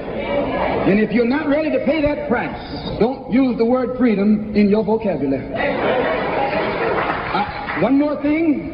I was on a program in Illinois recently with Senator Paul Douglas, a so-called liberal, so-called Democrat. so-called white man. At which time he told me that our African brothers were not interested in us in Africa. He says the Africans aren't interested in the American Negro. I knew he was lying. But during the next 2 or 3 weeks, it's my intention and plan to make a tour of our African homeland. And I hope that when I come back, I'll be able to come back and let you know how our African brothers and sisters feel toward us.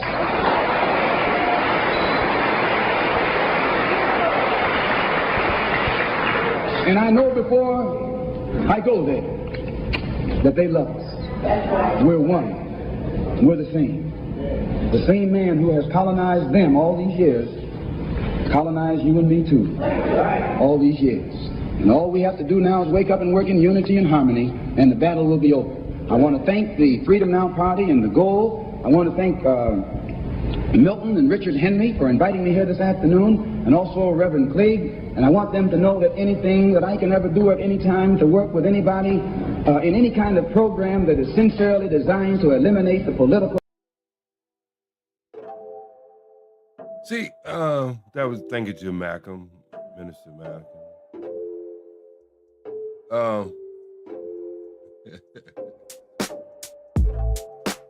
Baby, I'm not mad at all. It just shows you to the young generation, the problems we're having now is problems we had then. You think we wasn't discussing these things? You wouldn't know because you wasn't there. We have always had conversations and discussions with, I think, solutions. But you wouldn't know that because you wasn't there. Remember Mandrell's couple shows he did. He went back and pulled up some tapes and showed the same thing with relationship problems.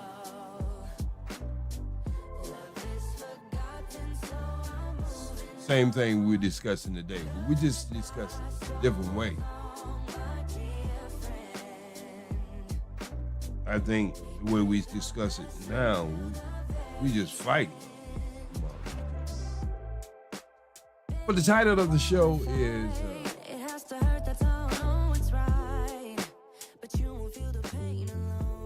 how many ways can we beat each other down and why? When you've been in these YouTube streets, you've seen it. I'm not complaining about anything you haven't seen. Go out through the black channels and see how many channels are doing health, how many channels are doing motivation, like startup companies, helping brothers to get different occupations and moving into the modern world.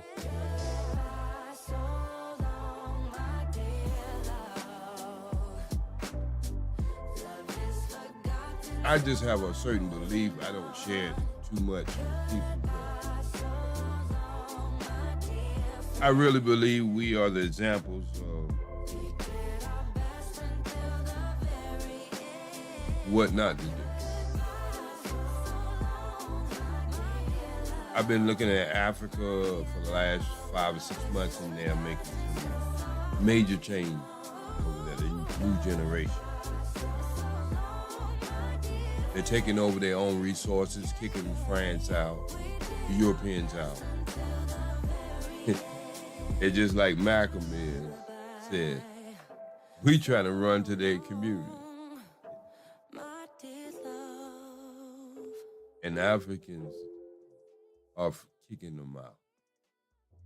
So, 10:59, one before the hour of 11 o'clock. I know it's got to be real late in the East Coast. SPWD Speed, to y'all the way live. This is what I do. I think my next broadcast will be showing you the homeless in Long Beach live next week at this time. Maybe on a Thursday or a Friday. I really don't know. Depends how I feel. Y'all know how I be. not getting to sleep at nighttime. It's good to see Mandrell here, Mr. Bennett. I think it's the first time he ever been over. And good seeing you over there. Walaikum salam, my brother. Didn't see that. Just go do something a little different. There's two people that I talk to in this space, and I've been trying to get them to do their own content. Stay off other people's panels. Panels are confusing. And the reason why they are confusing, you don't have that many experts in their topics they be talking about. And they act as if these are new discussions. Just like I say, we got to do better. We want better. I'm not going to be the one who continues to demean our community, because who do that help? It only helps that individual that y'all are supporting, but it does much more hazard our community. Like me or not like me, talk slow, talk fast, do it any way you want me to do it. I can just do it when you don't even understand what I'm even talking about. But I like to take my time. All that fast talking ain't did y'all ass no good. All that education or miseducation, all them big words y'all use, got y'all ass fighting every day. Take your time. Do it right. Spread the news. SPWD Speed is back. 100% back.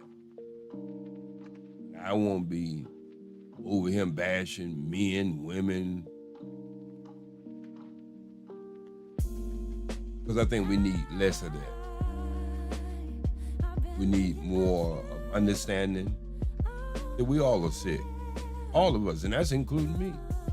There's nowhere in the hell you can go through all this and not be sick. We ain't never went to the doctor yet. And I ain't talking about the doctor with the white coat. I'm talking about the doctor to let you know who you are, and what you're supposed to represent. And that is your creator. Until you understand that, there ain't none of this stuff you talking about will ever happen.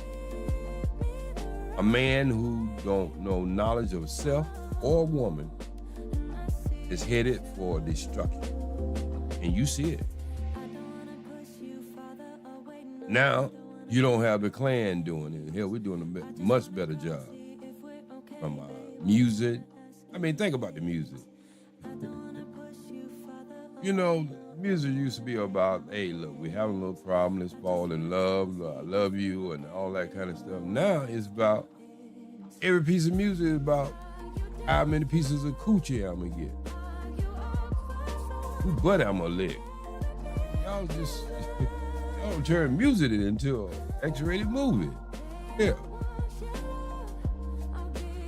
But I guess y'all call that evolution. I call it the toilet. But anyway, it is what it is. Maybe somewhere down the line I get some mature people to come on a panel where we can have a decent discussion. And we won't be trying to outdo each other points. We'll be trying to come up with solutions and what you're doing in the community. That's what I really want to do. I want to do a show of what people are doing in the community. We're always talking about what's not happening. I want to get people who are actually working in the community and doing things and have receipts. I think that'd be much better of a conversation versus always trying to come up with solutions and then walk away from it and do the same damn thing. That's the way it is. I told you ain't getting rid of me. Been promised 126 years on this earth. I'm only 66, so shit, I guess I'm not even halfway.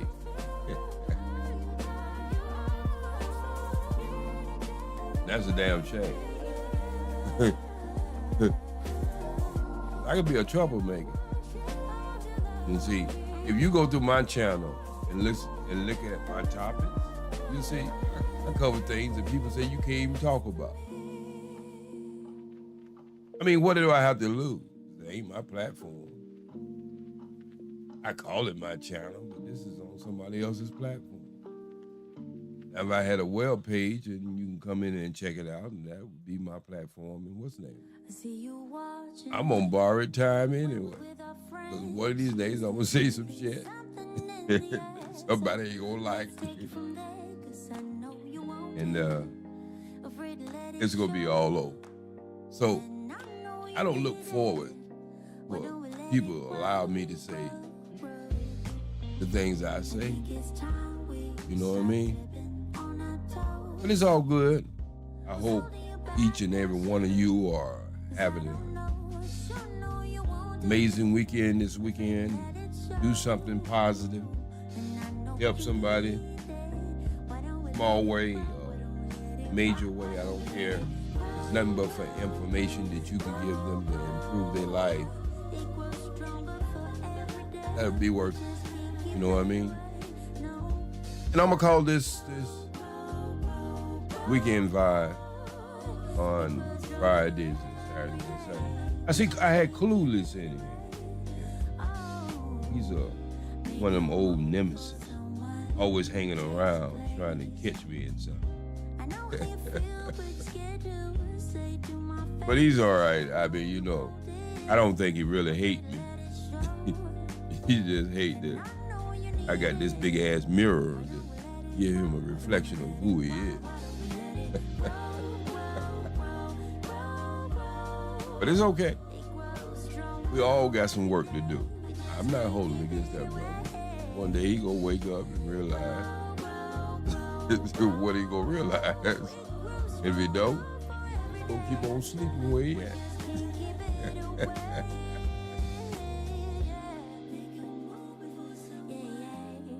I don't have nothing against him. I really don't have nothing against anything but people who try to destroy. There's something that's it's gonna happen one way or the other. Might not happen when you want it to happen, but it will happen. So you can sit back, relax, and listen to the music until I close it out. That's what I'm gonna do. Play some music. The kind of music I like listening to. I like women singing to me. Now, if I got a woman over, then I want a guy singing in. In my spare time, I'd rather listen to something like this. Peace, love, and I always strive for the truth. This is your brother from a different mother and father, SPWD. The Ghost. Ghost. Y'all better give up all them names. I've been out of the streets for a minute. Everybody taking OG now, Ghost. Like, damn. Can't have nothing to myself. Well, I can have JSpeed. Peace.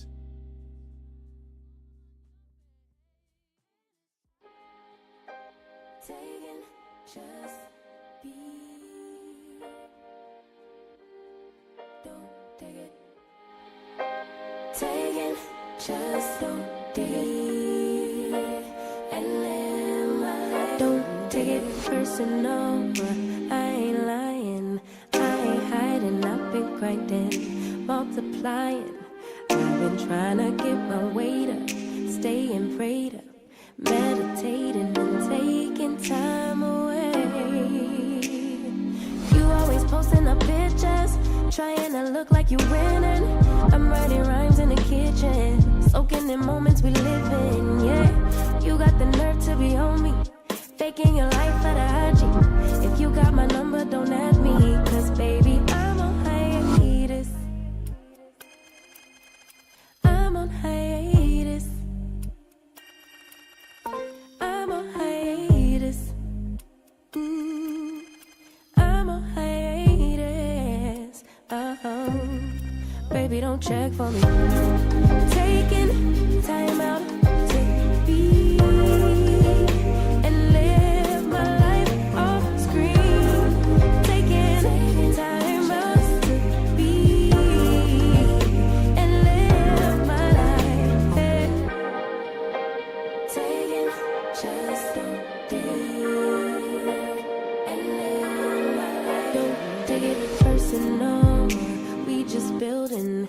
It's my season, lay foundation. Make a name for generations, please, and make a. Then take a break or a little vacation and chasing blues away. Hey, hey. You always posting up pictures, trying to look like you winning, or look like you always be working. Soaking the moments you live in, yeah. You got the nerve to be on me, faking your life for the IG. If you got my number, don't ask me, baby. I'm on hiatus. I'm on hiatus. I'm on hiatus. I'm on hiatus. Baby, don't check for me. Taking time out to be and live my life off screen. Taking time out to be and live my life. I'm in a place serene and pure and free. Hey, I ain't worried about what's the wave, only worry about me, yeah. Oh, I'm taking time out to be and That's her. live my life off screen. Salam alaikum to you, my brother. Alaikum salam. And live my life.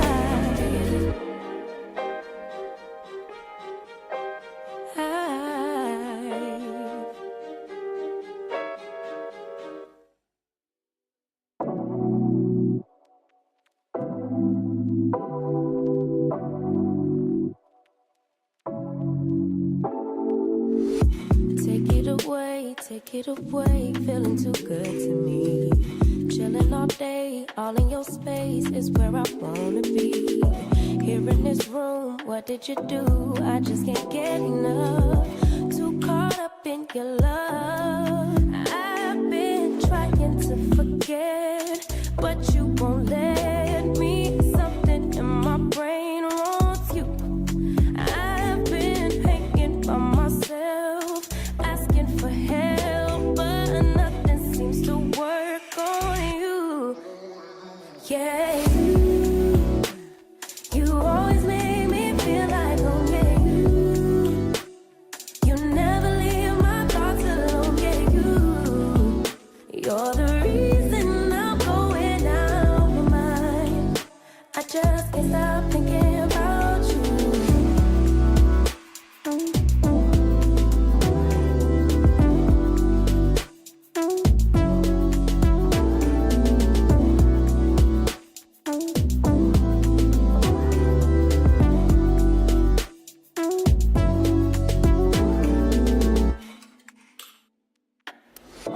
All that I crave when you're away, nights are sleepless.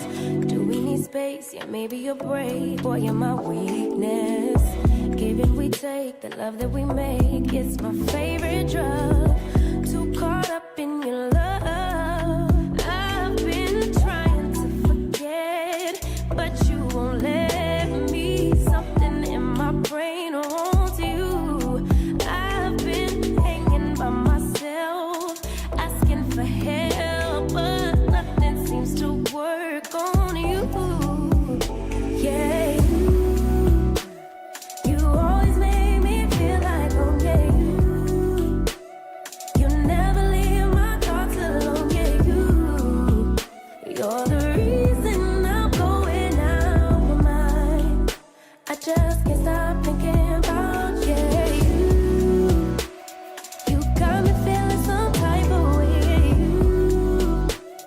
You make me wanna stay in all day, yeah, you.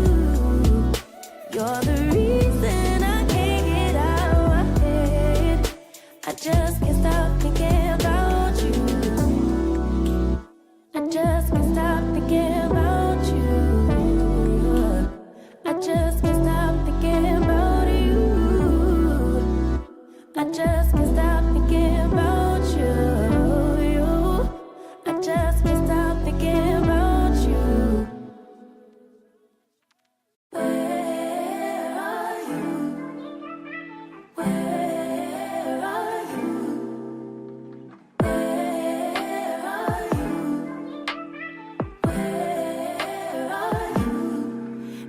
end of the weekend, but I still wanna turn up. Yeah, I still wanna turn up. All I want is to go again, but you ain't picking your phone up. Why you messing my head up? Any night, any day, let me take you away. All I need is just saying yeah, yeah, yeah, yeah. Better nights, better days, when you're here with me, babe. Cause you're all that I crave, so I wonder, where are you? Where are you? Where are you? Don't hide away from me when I need you most. We got love guaranteed, and I have to know, say,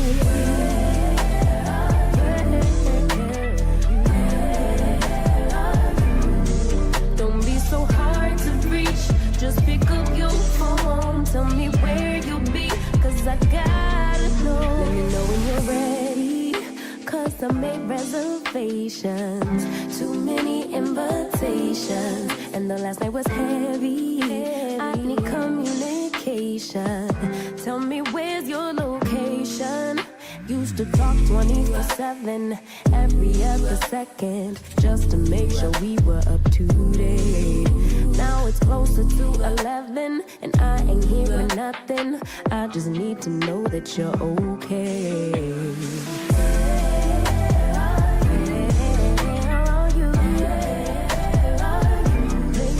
Don't hide away from me when I need you most. We got love guaranteed, and I have to know, say,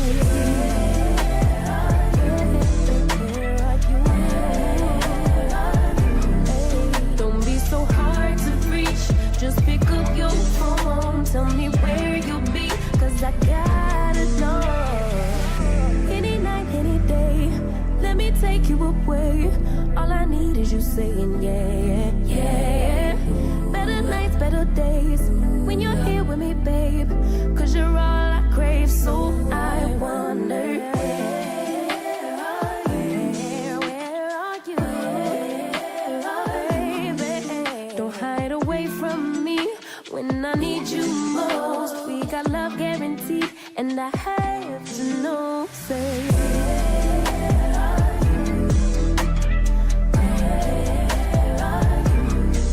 don't be so hard to reach. Just pick up your phone, tell me where you'll be, cause I gotta know.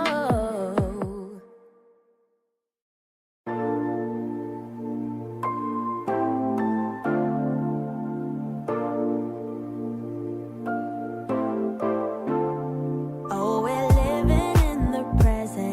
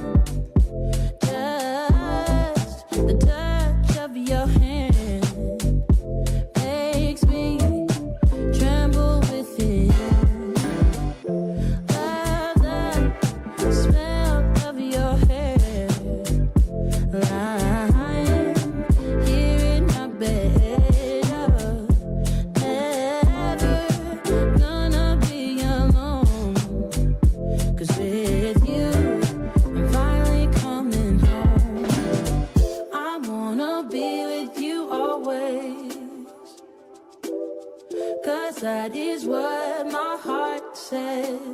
That's what my heart says. I wanna be with you always. You are my world in every place. It's the things that you do, and it's the smile on your face.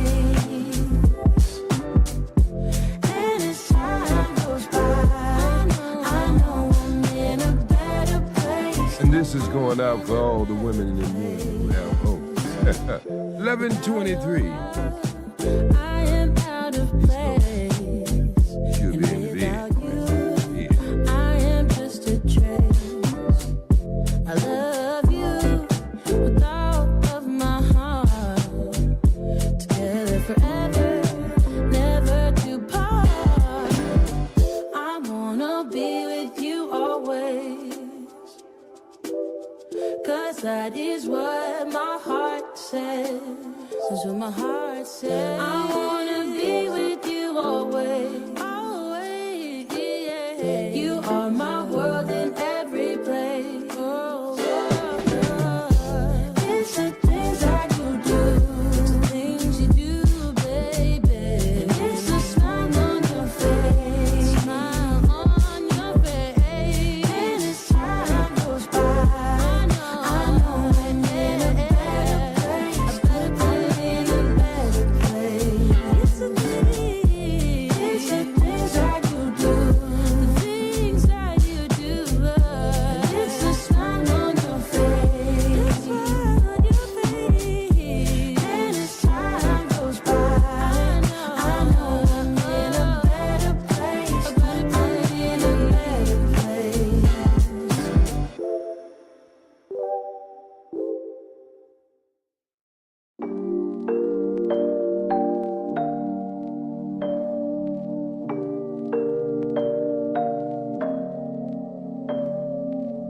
It's not that I don't care. Need to shut down to keep you out of my mind. Strange to be here alone. Yeah, a place that we used to go all the time. I need to do this alone, so just stop calling me up. Just realize that we're done. Don't come back. I need to do this alone, so just stop calling me up. Just realize that we're done. I won't come back. I have dreams about us. I just want it to stop, because I miss you so much. Just I love the sounds of S-Speed, WD Speed. Need to make it stop. Bringing it to you on the Ghost Child. But I still think about it all the time. I won't stop until it's over. But I still think about it all the time. It's never over till it's over. There is no us no more. No, I'm grasping at straws, trying to save myself. Don't want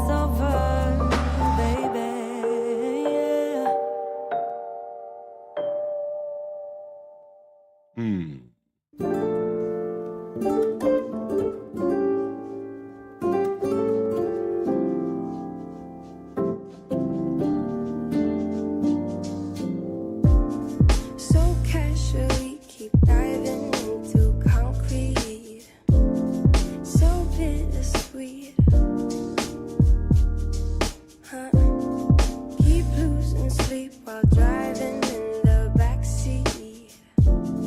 What's left of me? Drowning in my fears just like an ocean. Negativity is getting closer. How to keep the heat when it gets colder, you know. Sometimes everything just gets hard. Sometimes everything just gets harder.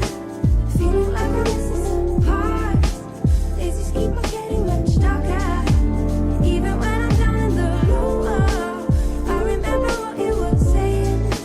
Sometimes all you need is a spark. Maybe just a better kind of bitter. Lose gravity, I'm swimming in the quicksand. Up to my knees. Keep losing sleep, I'm manic dream at midnight. So hard to please. Drowning in my fears just like an ocean. Negativity is getting closer. How to keep the heat when it gets colder, you know. Sometimes everything just gets hard. Sometimes everything just gets harder. Feeling like I'm missing some parts. Days just keep on getting much darker. Even when I'm down in the lower, I remember what you were saying. Sometimes all you need is a spark. Maybe just a better kind of bitter.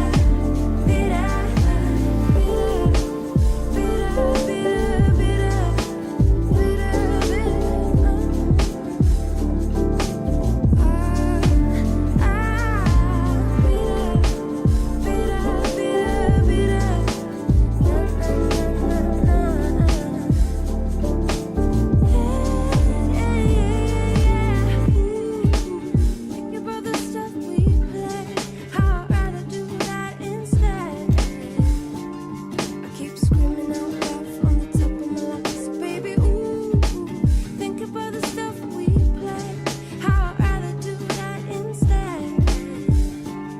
I keep screaming out loud from the top of my lungs, baby, ooh. Think about the stuff we play. How I'd rather do that instead. I keep screaming out loud from the top of my lungs, baby, ooh. Think about the stuff we play. How I'd rather do that instead.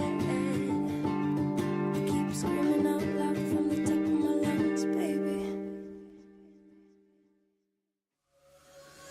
She's putting all of her cards down on the table, knowing there's no way that she'll be able to win this one.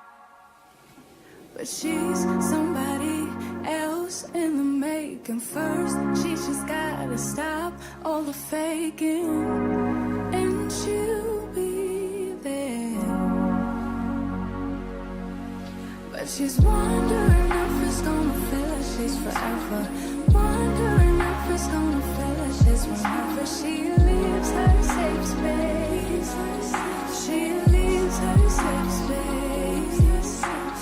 Wondering if it is forever, or is there some place that will make her feel better? Make her feel better. Then that's where she'll go.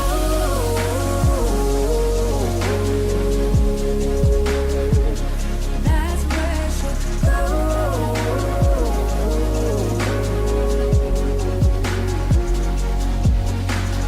Somebody say, don't be afraid of loving yourself, 'cause that is all you got in the end.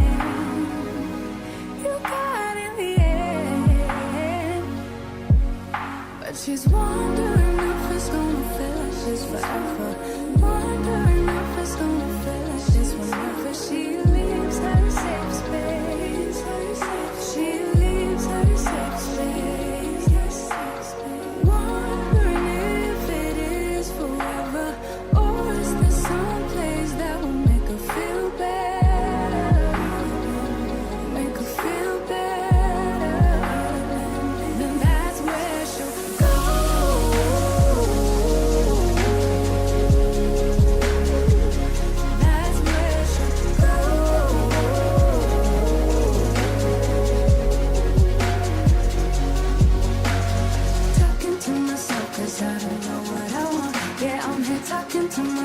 someone's gonna respond. I'm getting tired of myself, cause I don't know what I want. But I'm not out here on my own. Wondering if it is forever, or is there some place that'll make her feel better? Make her feel better. And that's where she'll go.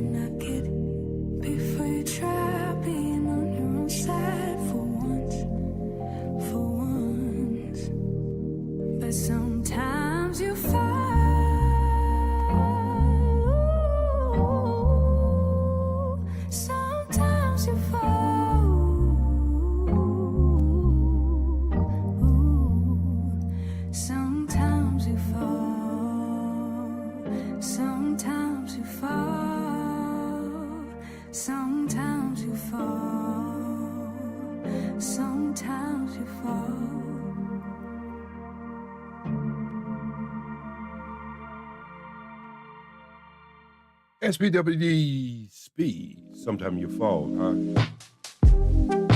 Spin a groove, but it got to move. Cause the clock on the wall say that's all. 95 degrees in the shade. You know I'm not gonna sweat for anyone. Till the next time you keep me in mind. SP, the ghost.